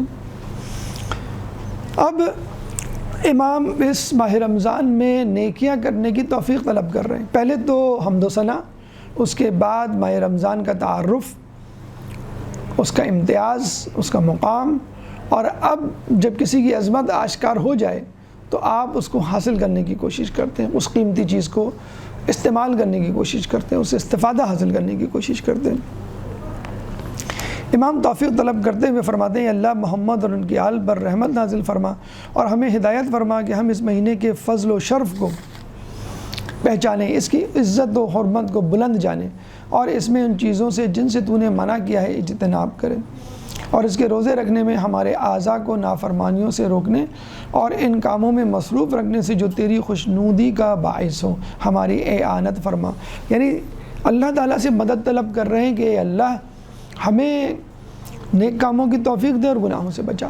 اچھا توفیق کیا ہوتی ہے؟ اکثر لوگ نماز نہیں پڑھتے اور کہتے ہیں کہ بھئی بس اللہ کی نے توفیق نہیں دی، حج نہیں کرتے، کہتے ہیں کہ بھئی اللہ جب توفیق دے گا تو ہم حج پہ چلے جائیں گے، گناہ کر لیا کیا کریں، اللہ یہی چاہتا تھا۔ تو نیکیاں نہ کرنے کی وجہ کیا بتلائی جاتی ہے؟ بھی اللہ نے توفیق نہیں دی۔ توفیق کیا ہے؟ توفیق یہ ہے کہ آپ اللہ سے نیک کام کو کرنے کی طاقت طلب کرتے ہیں۔ توفیق کیا ہے؟ گناہوں سے بچنے کے لیے قوت طلب کرتے ہیں، یہ ہے توفیق۔ اگر آپ نے مجھ سے پانی کا گلاس مانگا پیاس بجھانے کے لیے، میں نے دے دیا، تو کیا آپ کی پیاس بجھ جائے گی؟ نہیں، جب تک آپ اس پانی کو پیئیں گے نہیں۔ آپ نے کھانا مانگا، کھانا مل گیا، کیا بھوک مٹ جائے گی؟ جب تک آپ اس کو کھائیں گے نہیں۔ اسی طرح ایک گاڑی دے دی، آپ کو گاڑی مل گئی لیکن آپ نے اس کو چلایا نہیں، تو پھر کیسے آپ ایک جگہ سے دوسری جگہ منتقل ہو سکیں گے؟ تو اللہ تعالیٰ نے آپ کو ماہ رمضان دے دیا، اب آپ کی ذمہ داری ہے۔ تو توفیق طلب کرنے کا مطلب ہے ہم نے قوت طاقت طلب کر لی، اب اس طاقت کو استعمال کرنا ہمارا کام ہے۔ توفیق کے حوالے سے کہا یہ جاتا ہے کہ اور حقیقت ہے کچھ لوگوں کو اللہ نیکیوں کی زیادہ توفیق دیتا ہے، کچھ لوگوں کو کم دیتا ہے، لیکن یہ آپ کے ارادے اور نیت پر ہے۔ کہتے ہیں کہ اگر آپ کوئی کام کر رہے ہیں اور اس میں اللہ کی رضا شامل ہے تو اس کا مطلب ہے کہ اللہ ہی نے آپ کو یہ توفیق دی۔ اگر اللہ کی رضا شامل نہیں ہے تو ظاہر سی بات ہے اللہ کی مرضی کے بغیر یہ کام کر رہے ہیں۔ تو یہ کیسے پتہ چلے گا کہ میں یہ جو کام کر رہا ہوں اس میں اللہ کی رضا شامل ہے؟ اچھا بعض اوقات آپ کے پاس دو آپشن ہوتے ہیں کہ میں مدرسے جاؤں یا گھر میں بیٹھ کے علم حاصل کر لوں، دونوں صحیح ہیں، حلال ہیں، مباح ہیں، جائز ہیں، آپ کر سکتے ہیں۔ میں جو ہوں اس وقت نافلہ نمازیں پڑھوں یا تلاوت کروں مثلا، تو دونوں جائز ہیں۔ اس میں آدمی زیادہ کنفیوز ہوتا ہے۔ دو جابز ہیں، دو نوکریاں ہیں، دونوں جائز ہیں، دونوں میں حلال کمائی ہے، میں یہ کمائی کروں کہ یہ نوکری کروں؟ کیسے پتہ چلے گا کہ کس میں اللہ کی توفیق اور رضا؟ توفیق کا مطلب ہے اللہ کی رضا بھی چھپی ہوئی ہے اس میں جب اللہ قوت دے رہا ہے۔ تو علماء اعلام اس کی 3 نشانیاں بتاتے ہیں۔ اگر آپ کوئی کام کریں اور آپ کو تذبذب ہو کہ یہ کام اللہ کی توفیق کے ذریعے سے ملا ہے مجھے یا بس میں چاہ رہا تھا، ایک ہوتا ہے نا آپ خود سے چاہتے ہیں بھائی یہ مجھے کام کرنا ہے، ایک ہوتا ہے کہ آپ اللہ سے توفیق طلب کرتے ہیں اور اللہ کہیں سے انتظام کر دیتا ہے اور کوئی کام پکڑا دیتا ہے آپ کو ٹیچر بنا دیا، آپ کو جو ہے وہ امام بارگاہ کی کوئی ذمہ داری دے دی، مدرسے کا کوئی کام۔ کیسے پتہ چلے گا؟ 3 طریقے۔ پہلی بات تو یہ ہے کہ وہ کام عقل کے مطابق ہوگا، عقلی ہوگا، غیر عقلی نہیں ہوگا کہ عام لوگ اس کو دیکھ کے کہیں میں یہ کام کرنے کیا بیٹھ گئے، یہ تمہیں تو سوٹ نہیں کرتا، تم تو اب یہ کر رہے تھے، یہ کرتے کرتے ایک دم سے تم نے یو ٹرن لے لیا، یہ تمہاری جاہ و جلال حشمت اور تمہاری طبیعت اور مزاج کے خلاف ہے کہ لوگ کیا کہیں گے۔ عجیب سا لگتا ہے آپ اس عمر میں اور اس مقام پر ہوتے ہوئے کام کریں۔ عقل کے مطابق نہیں ہوگا وہ کام، اگر اللہ نے توفیق نہیں دی۔ اگر اللہ نے توفیق دی ہے تو وہ کام عقلی ہوگا، جو بھی دیکھے گا کہے گا ہاں ماشاءاللہ بڑا اچھا کام ہے اور آپ کے لیے تو بہت ہی خوب ہے، آپ کی طبیعت مزاج کے مطابق ہے اور بہت اس کو میں فائدہ ہوگا آپ کو۔ نمبر 1۔ نمبر 2، اس کام کے فتنوں سے محفوظ رہیں گے۔ دیکھیں ایک کام جائز ہوتا ہے لیکن اس میں حادثات، نقصانات، آفات و بلیات، فتنہ و فساد کا اندیشہ ہوتا ہے۔ ایک مثلا اسکول ہے، ایک کالج ہے، ایک یونیورسٹی ہے، ایک آفس ہے، ایک دکان ہے، وہاں پہ لوگ جاتے ہیں اور آ جاتے ہیں، لیکن کچھ لوگ وہاں پہ گناہ کر رہے ہوتے ہیں۔ ایک ہی یونیورسٹی ہوتی ہے جہاں پہ لوگ پڑھ رہے ہوتے ہیں اور ایک یونیورسٹی ہے جہاں پہ ڈرگز اور ڈانس اور پتہ نہیں کیا اور ہوتا ہے، ابھی جو ٹی وی پہ کچھ دنوں پہلے آیا تھا۔ تو اسی یونیورسٹی میں، اسی ڈپارٹمنٹ میں ایک کونا، ایک گروہ غلط کاموں میں مصروف ہوتا ہے اور ایک صحیح کاموں میں۔ اب آپ کو اللہ نے وہاں ایڈمیشن دلوایا مثلا اور وہ جائز کام تھا، پڑھائی کی چیز تھی، کام تھا۔ اب آپ نے کہا یہ ہاں تو یہ ہو رہا ہے، یہ ہو رہا ہے، لیکن آپ تو اس میں ملوث نہیں ہیں، آپ تو ان فتنوں کا شکار نہیں ہیں، تو اس کا مطلب ہے اللہ نے آپ کو توفیق دی ہے، ان کو نہیں دی تھی۔ ان کے لیے صحیح نہیں تھا، آپ کے لیے صحیح ہے۔ اسی طرح ہم گاڑی لے کے گھر سے نکلتے ہیں، کچھ لوگ حادثات کا شکار ہوتے ہیں، کچھ لوگ حادثات کا شکار نہیں ہوتے۔ تو کہنے کا مقصد یہ ہے کہ اگر وہ کام جو آپ کر رہے ہیں وہ عقل کے مطابق ہے اور کام کے دوران اس کام کے فتنوں سے محفوظ ہیں۔ فتنہ دیکھیں ایسا بھی ہو سکتا ہے، مثلا آپ نے جو ہے وہ قرآن کو حفظ کرنا شروع کیا، لوگوں نے آپ کو حافظ کا لیبل لگانا شروع کیا، پھر آپ میں ایک ریاکاری پیدا ہو گئی، تکبر پیدا ہو گیا، اللہ نے آپ کو استاد بنایا، عالم دین بنایا، آپ لوگوں کو حقیر سمجھنے لگے۔ یہ اس کے فتنے ہیں۔ اگر یہ فتنے آپ کے ساتھ ہیں اس کا مطلب ہے اللہ کی توفیق نہیں ہے، زبردستی آپ اس میں آئے، جم کے بیٹھ گئے، اور چونکہ اللہ کی توفیق نہیں تھی، آپ اپنے تئیں آئے تھے، اللہ کی مدد اس میں شامل نہیں، چنانچہ یہ کام صحیح ہوتے ہوئے بھی آپ کے لیے نقصان دہ ہے۔ غریبوں کی مدد کرنا کیوں صحیح نہیں ہے؟ بالکل صحیح ہے، بہت اچھا کام ہے، لیکن کچھ لوگ اس کو ریاکاری کا، نمود و نمائش کا ذریعہ بنا لیتے ہیں، تو اس کو تو فائدہ ہو گیا غریب کو، لیکن آپ کو ریاکاری کا نقصان اٹھانا پڑا۔ تو توفیق کیا ہے کہ عقل اس کی گواہی دے کہ یہ کام بالکل صحیح ہے، آپ بالکل صحیح کر رہے ہیں۔ توفیق کیا ہے کہ اس کام کے دوران آپ اس کام کے فتنوں کا شکار نہ ہوں۔ ہر کام کے الگ فتنے ہوتے ہیں، یعنی علم دین کے حوالے سے جیسے کہا جاتا ہے تکبر، حسد جو ہے وہ اس کا فتنہ ہے۔ پھر اس کے بعد تیسری علامت یہ ہے توفیق خداوندی کی، وہ کام نتیجہ بخش، پروڈکٹیو، ثمر آور ہوتا ہے، فائدے مند ہوتا ہے، سود مند ہوتا ہے، اس کا کوئی نتیجہ نکلتا ہے کہ جب وہ کام کر لیتے ہیں تو آپ کو ایک ڈگری ملتی ہے، مثلا اس کی بنیاد پر آپ کو جاب ملتی ہے، آپ کو اسکل سیکھ لیتے ہیں، اس کی بنیاد پر آپ اچھی آمدنی کا ذریعہ پیدا کر لیتے ہیں۔ تو پہلی علامت توفیق کی، وہ کام عقل کے مطابق ہوگا، عقلی ہوگا۔ نمبر 2، اس کام کے فتنوں سے آپ محفوظ رہیں گے۔ نمبر 3، وہ کام نتیجہ بخش، پروڈکٹیو، کوئی سود مند نتیجے پر اختتام پذیر ہوگا۔ اب امام توفیق مانگنے کے بعد ان کاموں کا، ان چیزوں کا تذکرہ کر رہے ہیں کہ جو ممنوعات میں سے ہیں۔ دیکھا جائے روزہ کچھ نہ کرنے کا نام ہے، تمام عبادتیں کچھ کرنے کا نام ہے۔ یعنی حج میں ہم مناسک حج انجام دیتے ہیں، گھر سے نکلتے ہیں، طواف کرتے ہیں، پھر جو عرفات میں قیام کرتے ہیں، پھر جمرات کنکریاں مارتے ہیں وغیرہ وغیرہ، نماز میں رکوع سجود کرتے ہیں، قیام کرتے ہیں، کچھ نہ کچھ تو کرتے ہیں۔ جہاد میں آپ تلوار لے کے نکلتے ہیں، دشمن سے لڑتے ہیں، کچھ نہ کچھ تو کرتے ہیں۔ ماہ رمضان میں آپ کیا کرتے ہیں؟ جو کام کرنے کا تھا دن میں وہ بھی نہیں کرتے، یعنی کھانا تک نہیں کھاتے، یعنی کچھ نہ کرنے کا نام ہے۔ یعنی یوں سمجھ لیجئے، اگر دیکھا جائے کام کرنے کے حوالے سے ایزیسٹ عبادت ہے، آسان ترین عبادت کی، جس میں کچھ نہیں کرنا، مطلب اس میں بہت زیادہ سیکھنے کی بھی ضرورت نہیں ہے، بس کچھ نہیں کرنا ہے آپ کو، کھانا پینا نہیں ہے آپ کو، گناہ نہیں کرنے، بس آپ کو فجر سے لے کے ظہر تک۔ اجمالی طور پہ دیکھیں تو بہت آسان عبادت ہے۔ حج کے مسائل کہتے ہیں کہ آپ ہر سال سیکھیں تو بھی کم ہے۔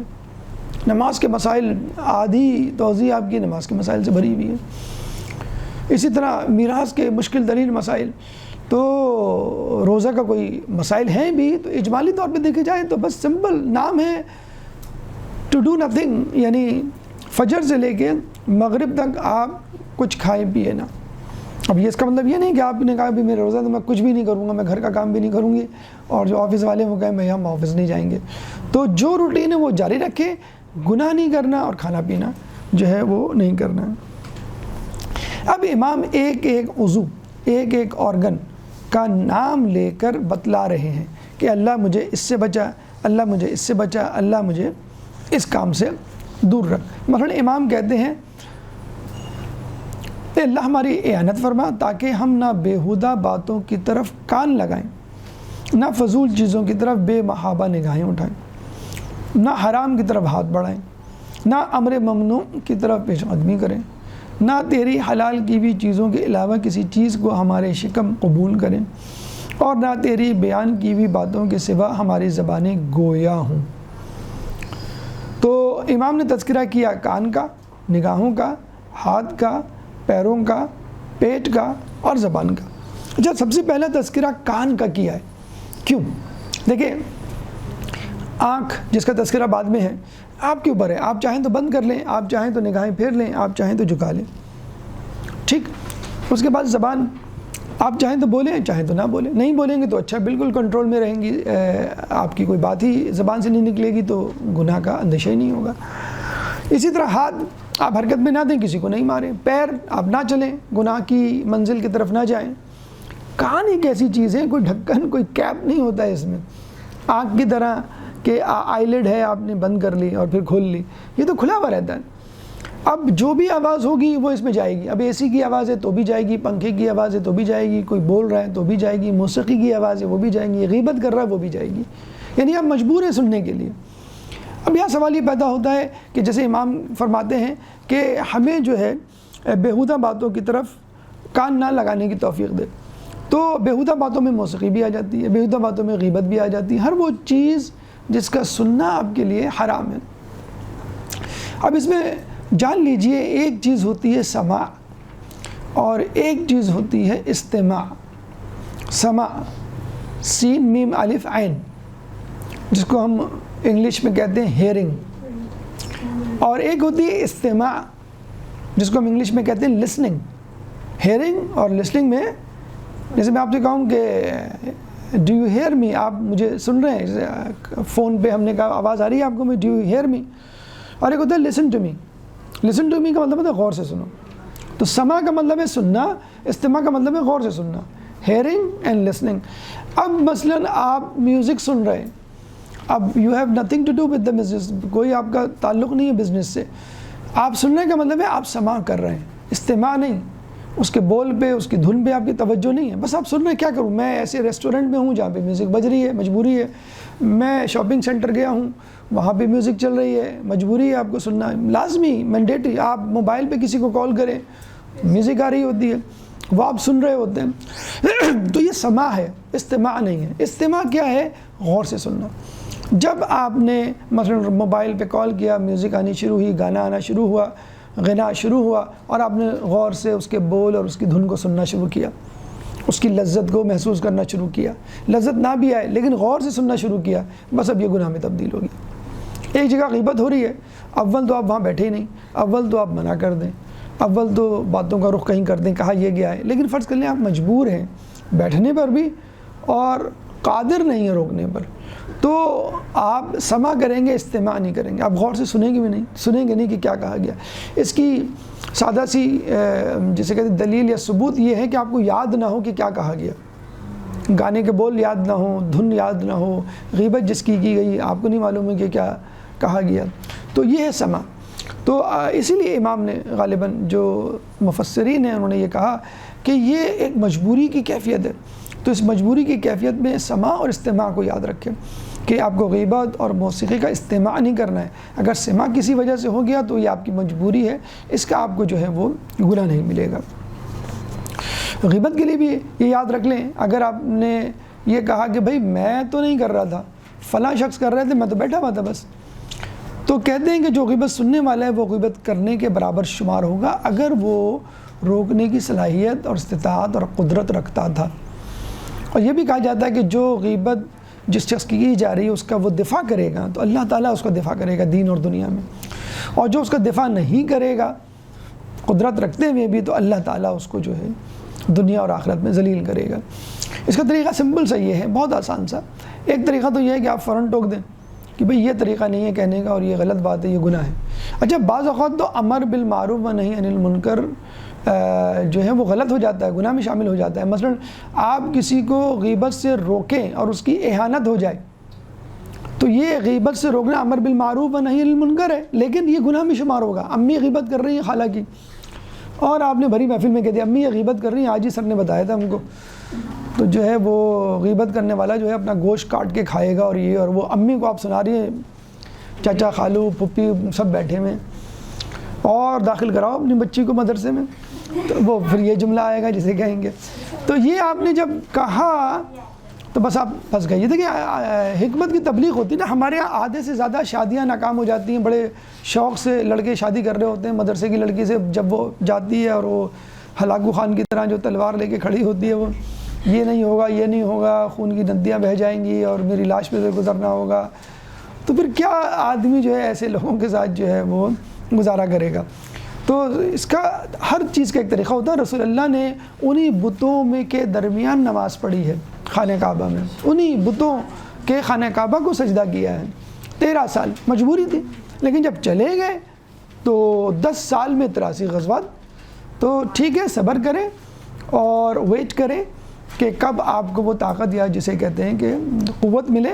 ورنہ ایک حکمت عملی یہ بھی ہوتی ہے, مثلا فرض کر لیں کسی نے کہہ دیا کہ بھئی انہوں نے فون نہیں اٹھایا, اپنا مطلب ہوتا ہے تو ارے ان کا ہو سکتا ہے سگنل نہ جاتا ہو, بہت دور رہتی ہے نا, وہ مسافات میں رہتی ہے تو وہاں سگنل کے ایشوز ہوتے ہیں, یا ان کا موبائل چارج پر ہوگا مثلا بند ہوگا, یا جسے کہتے ہیں کہ وہ نماز پڑھ رہی ہوں گی. ہوتا ہے لوگ بیل بجاتے ہیں اور وہ بس بار بار بیل پر فوراً اتریں آپ. تو کسی سے ہم نے کہا بھی فلاں جگہ آ جائیں, ہاں بس میں 10 منٹ میں آ رہا ہوں. ہم نے کہا بس یہ تو قریب ہی ہے, کہ ہاں مجھے نیچے اترنا ہوگا, بائک اسٹارٹ کرنی ہوگی اور پھر میں یو ٹرن لے کر آؤں گا.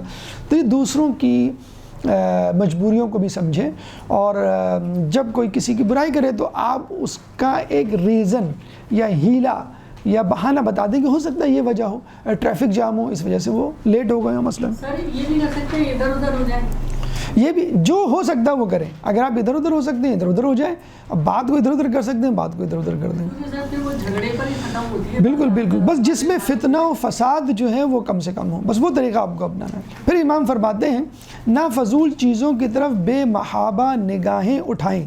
یہ امام ظاہر سی بات ہے یہ اپنے لیے نہیں کہہ رہے, ہمارے لیے کہہ رہے ہیں. دیکھیں نگاہوں ٹھیک ہے شعور اور لاشعور کے حوالے سے تو کان ہے کہ بھئی مجبوری آپ کو سننا, لیکن تمام اعضاء میں کہا جاتا ہے دل و دماغ کے بعد آنکھ سب سے اہم ہے, اور اس سے بہت سارے گناہ نکلتے ہیں. ہمارے یہاں تو فقط ہم یہ سمجھتے ہیں کہ نامحرم کو دیکھنا ہی گناہ ہے, لیکن لالچ کی نگاہ اور نظر ڈالنے کی, حسد کی نگاہ مثلا, یہ بھی بہت بری نگاہیں ہیں اور ان کو بھی منع کیا گیا ہے, ان کے بھی اپنے آثار ہیں. سب سے پہلے تو بد نظری کی, جس کے لیے سورہ نور میں اللہ تعالیٰ فرماتا ہے قُل لِلْمُؤْمِنِينَ یغضوا من ابصارہم, مومنین سے کہہ دو کہ اپنی نگاہوں کو نیچے رکھیں. اور پھر بعد میں فوراً دوسری آیت میں کہتا ہے قُل لِلْمُؤْمِنَاتِ یغضضن من ابصارہن, کہ مومنات کو بھی کہہ دو کہ اپنی نگاہوں کو نیچے رکھے. ہاں مومنات کے لیے ایک الگ سے اسی آیت میں حکم ہے, وہ ہے وَلَا يُبْدِينَ زِينَتَهُنَّ, اور اپنی زینت کو نمایاں کرتے نہ پھریں. یہ نہیں کہا کہ حجاب کریں, زینت کو نمایاں نہ کریں, کیونکہ بعض اوقات حجاب کر کے بھی آپ اتنے کلرفل حجاب میں ہوتے ہیں کہ لوگ جو ہے وہ آپ کی طرف متوجہ ہوتے ہیں, تو وہ حجاب ساقط ہو گیا پھر جسے کہتے ہیں. تو یہ بڑی اچھی توجہ ہے لوگوں نے دلوائی ہے کہ اللہ نے یہ نہیں کہا یغضوا للمؤمنات کو کہ ابصارہم, قل للمؤمنین, مومنین سے کہہ دو اپنی نگاہیں نیچے رکھیں. یعنی اتنی حیا دار بات تھی کہ اللہ ڈائریکٹ کہتے ہوئے بھی اگر اس کو لفظ کہا جائے شرما رہا ہے تو سمجھانے کے لیے جائز ہوگا. مثلا والدہ سے کہتے ہیں لڑکے کے کہ اپنے بیٹے کو کہو کہ فلاں جگہ نہیں کھڑا ہوا کرے, وہاں پہ لوگ جو ہے نا وہ آتے جاتے ہیں, وہ خواتین کا بھی جو ہے وہ گزرگاہ ہے, مناسب نہیں ہے, تو وہ تم اپنے الفاظ میں ذرا سمجھا دو. یا ماں بعض اوقات باپ سے کہتی ہے بھئی آپ اپنے الفاظ میں تھوڑا سا اس کو سمجھا دیں, یہ رات تک بیٹھا رہتا ہے انٹرنیٹ پہ, پتہ نہیں کیا کیا دیکھتا رہتا ہے, آپ تھوڑا سا نا. تو بعض اوقات ایسی حیادار باتیں ہوتی ہیں کہ ہم خود سے نہیں کہتے ہیں ڈائریکٹ کہ یا تو ہمارا پارا چڑھ جائے گا, ہم غصے میں آ جائیں گے, یا بات اتنی حیا والی ہے کہ ہم نہیں کہہ سکتے کھلے الفاظ میں یا اس انداز سے جسے کہنا چاہیے. ہم دوسرے سے کہتے ہیں بھئی ان کو ذرا سمجھا دو اپنے زبان میں کہ کیا کرنا ہے کیا نہیں کرنا ہے. تو اللہ تعالیٰ رسول سے کہہ رہا ہے قل للمؤمنین, کہہ دو مومنین سے, قل للمؤمنات, کہہ دو مومنات سے. تو کتنی حیادار باتیں, کتنی اہم باتیں جس کا اللہ تعالیٰ تذکرہ کر رہا ہے. کہا جاتا ہے کہ پہلی نگاہ سہون ہوتی ہے جو معاف ہے, ٹھیک ہے وہ معاف ہے, سہون تھی. دوسری نگاہ آمدن ہوتی ہے, یعنی جان بوجھ کے آپ نے دیکھ لیا, اچھا یہ دیکھنے کی چیز ہے, آپ نے دوبارہ دیکھنا شروع کیا, آمدن, یہ آپ کا گناہ میں شمار ہوگا. اس کے بعد تیسری نگاہ ڈالنا یا اسی نگاہ کو ٹھہرا لینا, وہ تیسری نگاہ کاؤنٹ ہوگا. اس کے بارے میں امام فرماتے ہیں کہ یہ شیطان کے زہر آلودہ تیروں میں سے ایک تیر ہے. یعنی وہ تیر لگ گیا آپ کو, آپ کا ایمان نکل گیا. پہلی نظر میں اللہ نے بچا لیا, سہون تھا. دوسری نظر میں آپ نے اپنے آپ کو نقصان میں ڈال دیا, سزا مل گئی آپ کو. تیسری نگاہ میں تو گویا ایمان آپ کے ہاتھ سے نکل گیا. کہ زہر آلود تیر میں سے ایک تیر شیطان کا جو نشانے پہ جا کے لگا. اب اس میں دیکھیں خواتین کی بھی ایک بڑی ذمہ داری عائد ہوتی ہے کہ اپنے حجاب کو اس طرح بنائیں کہ مرد متوجہ نہ ہوں. اور یہ حقیقت ہے. وہی عورت، بلکہ ایک ویڈیو بھی کسی زمانے میں آئی تھی کہ ایک عورت تھی جو وہ نیو یارک میں، مسلمان نہیں تھی، عام تھی، وہ انگریز عورت ایک جگہ سے دوسری جگہ جاتی ہے، جو انگریز لباس پہنتے ہیں اس انداز سے اس کو کتنے لوگوں نے دیکھا، کتنے لوگوں نے کمنٹس پاس کیے، کتنے لوگ اس کے ساتھ چلے اور غلط جسے کہتے ہیں کہ باتیں کی. اور پھر اسی عورت کو دکھایا جا رہا ہے، اسی لڑکی کو، وہ اب حجاب پہن کر، اسکارف پہن کر پراپر اس میں جا رہی ہے، کسی نے بھی نہیں دیکھا. تو اس کا مطلب یہ ہوا کہ یہ حجاب خود ایک سرٹیفکیٹ ہے پاکیزگی کا، جو بیٹھے بٹھا مل جاتا ہے. ایک عام غلط عورت جسے کہتے ہیں نا، کہ بازاری عورت بھی اگر یہ حجاب پہن کے نکلے تو لوگ اس کو نہ دیکھیں اور احترام اگر ڈالیں بھی تو احترام کی نگاہ ڈالیں، راست کے لیے راستہ چھوڑ دیں. تو اب یہ عورت پہ ذمہ داری ہے کہ اللہ تعالیٰ نے جب نظر کے اتنے اہم احکام ہیں تو خود عورتوں کو بھی بچنا چاہیے. حتیٰ کہ آپ اپنے گھروں میں بھی احتیاط کریں کہ اگر کھڑکی کا زاویہ ایسا ہے کہ جہاں سے دوسرے لوگ دیکھ سکتے ہیں، صحن میں بیٹھنے سے گریز کریں کہ جہاں سامنے اونچی بلڈنگز ہوں، وہاں لوگ کھڑے ہو کے دیکھ سکتے ہیں. اس سے بھی فتنہ و فساد. آپ کو لگ رہا تھا کہ بھئی بہت دور ہے اور کیا ضروری ہے، میں تو اپنے گھر میں ہوں، لیکن آپ کے لیے ضروری ہے کہ یہ فتنہ فساد ڈال سکتا ہے. میں اس کا واقعہ میں نے ایک پڑھا تھا، بہت عجیب روح فرسا واقعہ جو سنانے کے قابل ہے، کہ ایک مؤذن تھا، مسجد میں اذان دیتا تھا، لڑکا نوجوان بڑے عرصے سے اذان دیتا تھا. اس مسجد میں کچھ دن پہلے ایک پارسی خاندان آ کے رکا. اب ان کا اتنا حجاب جسے کہتے ہیں کہ نہیں تھا. ان کی خواتین جو ہے وہ باہر صحن میں بیٹھا کرتی تھی. اس زمانے میں جو مسجد کے مینار یا ستون یا چبوترے ہوتے تھے وہ اونچے ہوتے تھے، وہاں چڑھ کے آپ زور سے اذان دیتے تھے تاکہ سب سنیں. تو وہاں چڑھ کے اذان دیتا تھا تو وہ صحن میں اس کی نظر پڑی. اب وہ ان کی بیٹی جو ہے وہ باہر بیٹھی ہوئی تھی اور اتفاق سے اس وقت ہی جب وہ اذان دینے جاتا تھا.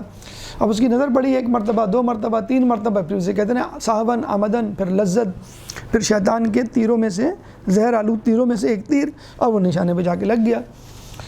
پھر اتنا جسے کہتے ہیں کہ اس کا جذبہ شہوت اتنی بڑی کہ وہ اس کے گھر چلا گیا اور گھر جا کے دستک دی. اس کا باپ نکلا اور صاف اس کے منہ پہ کہا میں آپ کی لڑکی سے شادی کرنا چاہتا ہوں. اب اس کا باپ سٹ پٹا گیا. اچھا تھا وہ پارسی خاندان، تو وہ اور سٹ پٹا گئے کہ یہ سامنے کی مسجد کا مؤذن، معتبر آدمی، اتنا بڑا آدمی، میں سے اگر جھگڑا کروں گا، ماروں پیٹوں گا تو ہو سکتا ہے میرے خلاف ہو جائیں تمام لوگ اور کوئی یقینی نہ کرے. تو اس پارسی خاندان کے ہیڈ نے کہا کہ بیٹا آپ کچھ دنوں بعد آئیے گا، میں سوچ کے بتاؤں گا.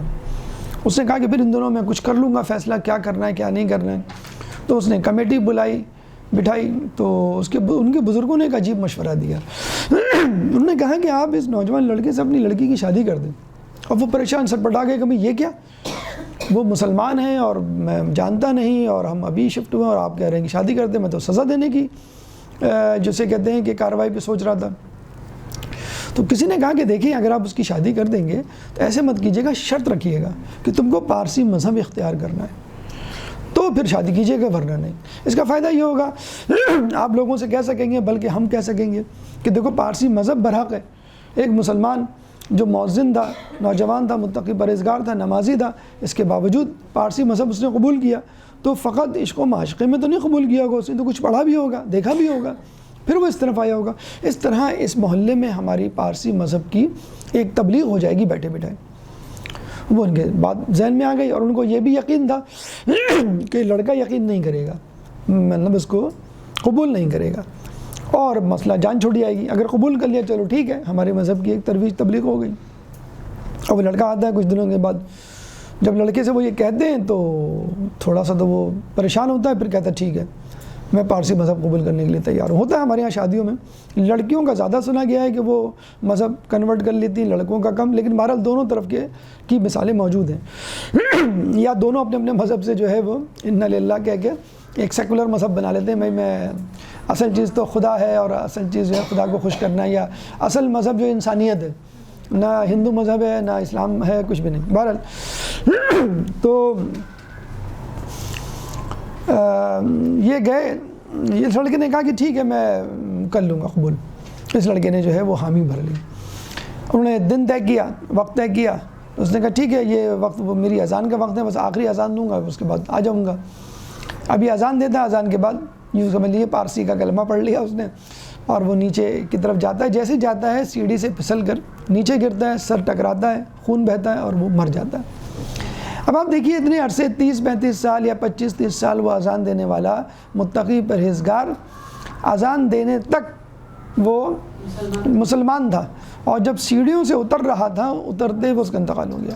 تو اتنی غلط جسے کہتے ہیں کہ راہ ہے بد نظری کے انسان کو کہاں سے کہاں لے جاتی ہے۔ اس وقت موبائل پہ اتنا بڑا فتنہ پھیل گیا ہے جو شاید کچھ لوگوں کو معلوم نہ ہو، جو فیس بک کی کلپس ہوتی ہیں جو آپ مجلس یا درس یا کوئی چھوٹی حکمت سے بھرپور وہ جو آپ بھیجتے ہیں، جب وہ کلپ ختم ہوتی ہے تو خود بخود نیچے والی کلپ اوپر آ جاتی ہے اور وہ فحش مناظر سے بھرپور ہوتی ہے۔ تو خدارہ اپنے طور پر بھی احتیاطی تدابیر اختیار کریں، بچوں کو موبائل دینے سے پرہیز کریں۔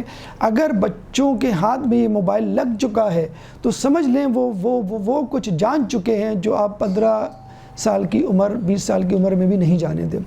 تو بد نظری اس وقت جو انٹرنیٹ کی دنیا ہے، بد نظری جو سوشل میڈیا کی دنیا ہے، بے حجابی اور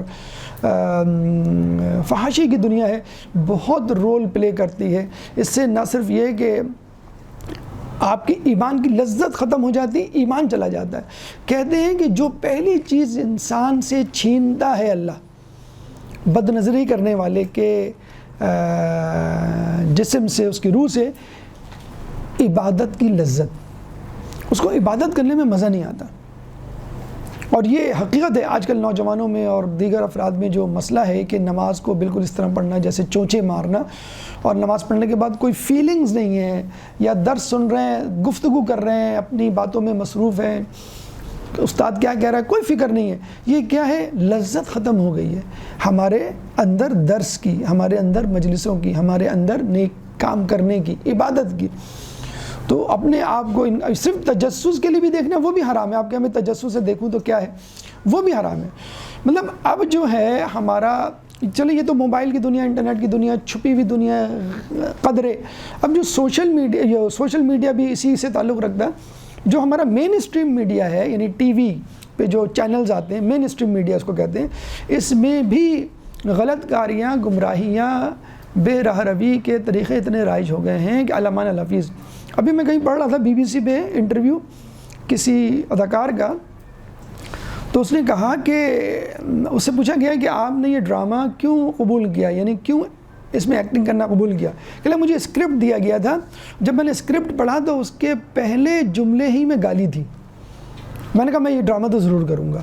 اب آپ دیکھیے فحاشی، گمراہی کی جس باتوں پہ ہمیں ہنسی آ رہی ہے، ہمیں رونا چاہیے واقعی کہ اب یہ لیول ہو گیا ہمارا کہ آدمی کہہ رہا ہے کہ جس ڈرامے میں فحاشی، گمراہی، برائی، گالم گلوز، سب و شتم ہوگا میں اس ڈرامے میں کام کروں گا۔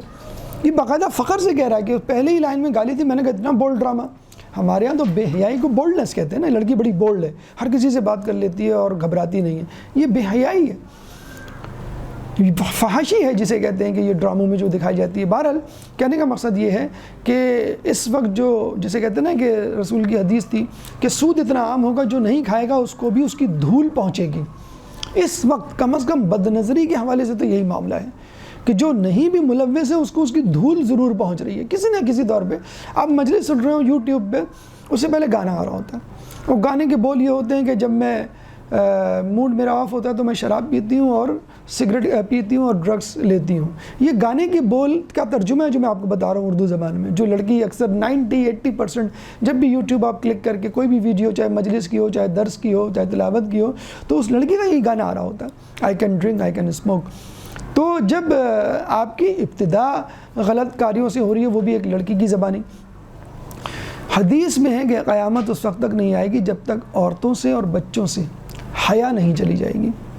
پہلے تو کہتے ہیں لڑکے تو ہوتے ہی بے شرم ہیں، گھاٹ کا پانی پیے ہوئے ہوتے ہیں، تو اب عورتوں اور بچوں کے ہاتھ میں بھی موبائل ہے، ان کی بھی ایکسس ان گناہوں کے اڈوں تک چلی گئی ہے، گناہوں کے ریسورسز تک چلی گئی جو مردوں کے تھی۔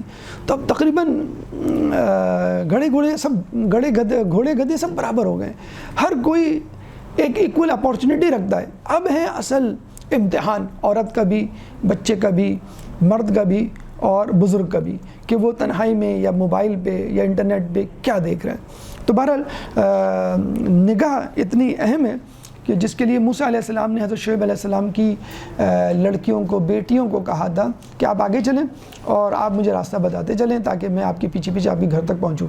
جیسے وہ آگے چلی انہوں نے فوراً جو ہے نگاہ نیچے کی اور کہیں کہ نہیں آپ آگے نہ چلیں، پیچھے چلیں، اس طرح تو میں راستے بھر آپ کو دیکھتا ہوا جاؤں گا، یعنی چاہے پشت ہی دیکھوں آپ کی، اس طرح تو میں آپ کو دیکھتا ہوا جاؤں گا کہ آپ کہاں مڑ رہی ہیں، کہاں جا رہی ہیں، کہاں رک رہی ہیں۔ تو انہوں نے کہا کہ ٹھیک ہے ہم آپ کے پیچھے تو چل لیں گے، لیکن ہم آپ کی رہنمائی کیسے کریں گے، کیسے بتائیں گے آگے جانا ہے لیفٹ رائٹ؟ تو موسیٰ علیہ السلام نے کہا کہ آپ جو ہیں وہ پتھر پھینک دیے گا، اگر آگے جانا ہے اور لیفٹ پہ جانا ہے تو لیفٹ پہ پھینک دیے گا۔ اور کتنا آکورڈ ہوگا آج کل کے دور میں، کتنا عجیب طریقہ ہے راستہ بتانے کا، لیکن کیا گناہوں سے بچنا تھا۔ تو موسیٰ علیہ السلام نے اس تقوی کا اظہار کیا، تبھی تو شعیب علیہ السلام نے ان کو اپنی شاگردی میں لیا، پھر 10 سال ان کے شاگرد رہے اور پھر کلیم اللہ بنے۔ اگر شعیب جیسا رہنما آئے میسر، شبانہ سے کلیمی 2 قدم ہیں، یعنی گڈریے تھے وہ اور کلیم اللہ کے عہدے پر پہنچے۔ کیسے؟ شعیب جیسا استاد ملا تھا، لیکن شعیب جیسا استاد ملنے کے لیے شرط ہے کہ شاگرد کے اندر بھی تقویٰ ہو۔ تو اگر آپ کو ہدایت چاہیے تو تقویٰ حاصل کرنا ہے، تقویٰ حاصل کرنا ہے تو اپنے اعضاء جوارح کو بچانا ہے گناہوں سے۔ امام فرما رہے ہیں نہ حرام کی طرف ہاتھ بڑھائیں۔ ہاتھ بڑھانے کا مطلب فقط یہ نہیں کہ آپ ماریں کسی کو، ہاتھ بڑھانے کا مطلب یہ ہے کہ آپ اشارہ کریں، ہاتھ سے تنزیہ اشارہ کریں، اشارے بازی تک سے منع کیا گیا ہے۔ ایک دفعہ رسول اللہ نے ایک شخص کو مارنے کا حکم دیا تھا، جہاں بھی ملے مار دینا، اتنا بڑا دشمن تھا۔ تو کہتے ہیں کہ وہ شخص آیا رسول کے پاس، آپ سے بات کی اور چلا گیا۔ تو لوگوں نے کہا رسول اللہ آپ نے معاف کر دیا؟ کہنے لگے نہیں تو میں نے تو تمہیں حکم دیا تھا جب بھی یہ تمہیں دکھے تم مار دینا۔ اچھا رسول نے اپنی زندگی میں کسی کو نہیں مارا ہے، کسی کو قتل نہیں کیا، اتنی جنگیں ہوئی ہیں، تو رحمت للعالمین تبارک۔ اور مولا علی نے ریکارڈ جیسے کہتے ہیں کہ قائم کیا، اسی لیے ان کے جو دشمن زیادہ تھے، رسول کے دشمن کم تھے۔ تو فتح مکہ میں جس گلی سے گزرتے تھے اس گلی میں ہر گھر میں کوئی نہ کوئی ایسا تھا جو ان کا زخم کھایا ہوا تھا، یعنی اس گھر کا کوئی نہ کوئی فرد ان کے ہاتھوں کا مارا ہوا تھا۔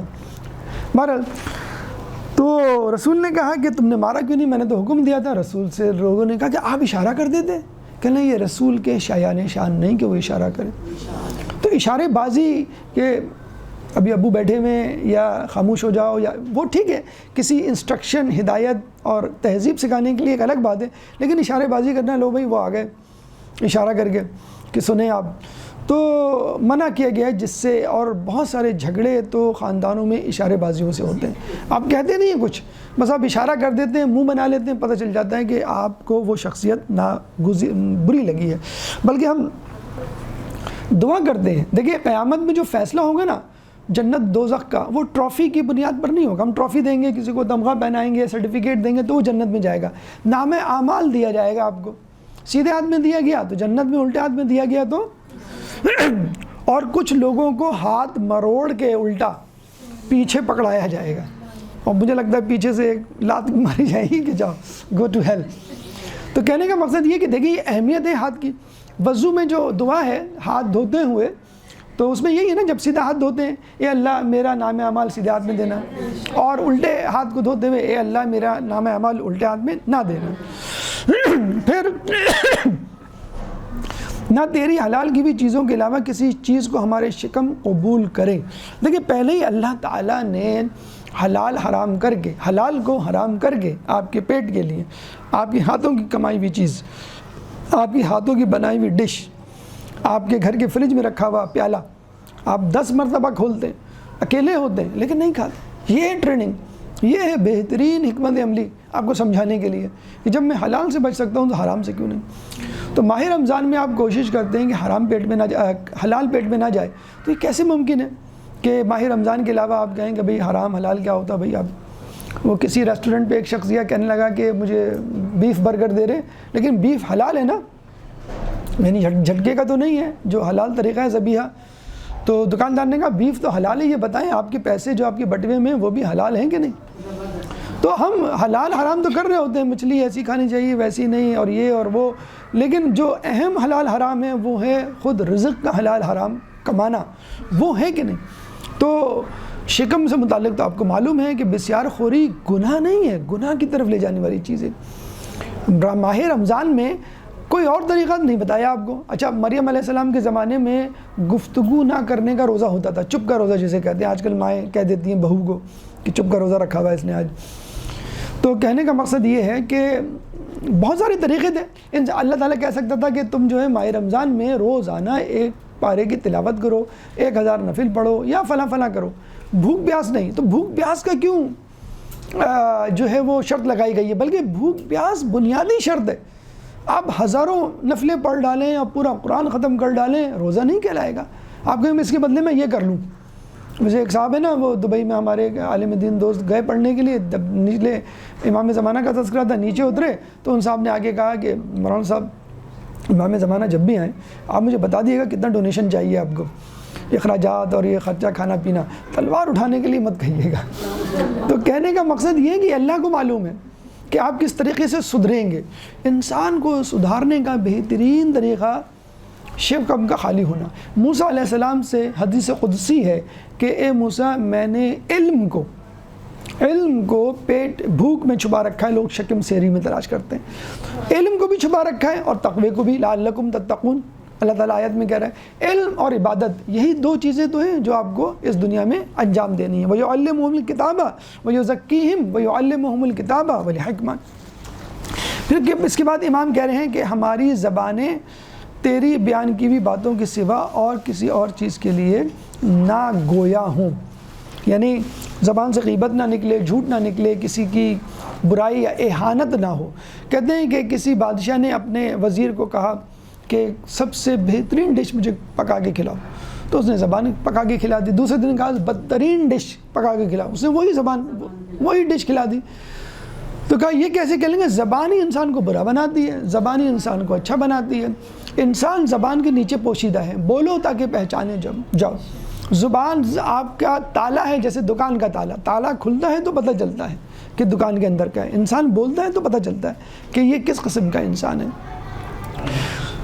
پھر زبان کو جب آپ بولتے ہیں الفاظ کے چناؤ سے بھی پتہ چل جاتا ہے. بعض اوقات بات ایک ہی ہوتی ہے, مفہوم ایک ہی ہوتا ہے, میسیج ایک ہی ہے, لیکن الفاظ کا چناؤ آپ کو بچا دیتا ہے, آپ کو فائدہ دیتا ہے. مثلا بادشاہ نے خواب دیکھا تو وزیروں سے پوچھا کہ اس کے دانت گر رہے ہیں, ایک ایک کر کے سارے دانت گر گئے. تو اس نے وزیروں سے پوچھا تو ہر کسی نے کہا کہ بھئی آپ کے تمام عزیز و قارب آپ کے سامنے مر جائیں گے, ایک ایک کر کے. تو اس نے ایک عقلمند وزیر بھی تھا, اس سے پوچھا بھئی اس کا خواب کا کیا مطلب ہے. تو اس عقلمند وزیر نے کہا کہ آپ اپنے خاندان میں سب سے طویل عمر پائیں گے. دیکھیں بات وہی ہے, لیکن انداز گفتگو جو ہے وہ تبدیل کر دیا گیا. اس کے بعد امام کی اور گفتگو ہے قرب الہی کے حوالے سے, اجتماعی ذمہ داری کے حوالے سے, اور اس مہینے میں جو مقربین ہیں ان میں شامل ہونے کے حوالے سے. انشاءاللہ اگلے درس میں اس دعا کو مکمل کریں گے. اللہ تعالیٰ سے دعا ہے کہ اس دعا کے پیغامات کو درک کرنے کی, ان پہ عمل کرنے کی توفیق عطا فرما. اس ماہ رمضان کو پچھلے تمام ماہ رمضان کے مہینے سے مختلف قرار دے. اس ماہ رمضان میں تقوی حاصل کرنے کی توفیق عطا فرما, قرآن کی تلاوت کرنے کی توفیق عطا فرما, نوافل پڑھنے کی توفیق عطا فرما, آز جوارے کو گناہوں سے محفوظ فرما, جو پریشان حال ہیں ان کی پریشانی کو دور فرما, جو بے روزگار ہیں ان کو رزق حلال عطا فرما, جو رزق حلال کما رہے ہیں ان کے رزق حلال میں برکت عطا فرما, جو مقروض ہیں ان کے قرضوں کو عطا فرما, جو زندان میں ان کو رہائی عطا فرما, جو گمشدہ ہیں ان کو ان کے پیاروں سے ملا, جو سفر میں ان کو منزل عطا فرما. دنیا میں جہاں جہاں مسلمان ظلم و ستم کا شکار ہے ان کو ظلم و ستم سے دور فرما, امام کے ظہور میں تعجیل فرما, ہمیں ان کے انصار و اعوان میں شامل فرما. ربنا تقبل فرنا, ہم سب کو اس پہ عمل کرنے کی توفیق عطا فرما. ربنا تقبل منا انك انت السميع العليم وتب علينا انك انت التواب الرحيم برحمتك يا ارحم الراحمين.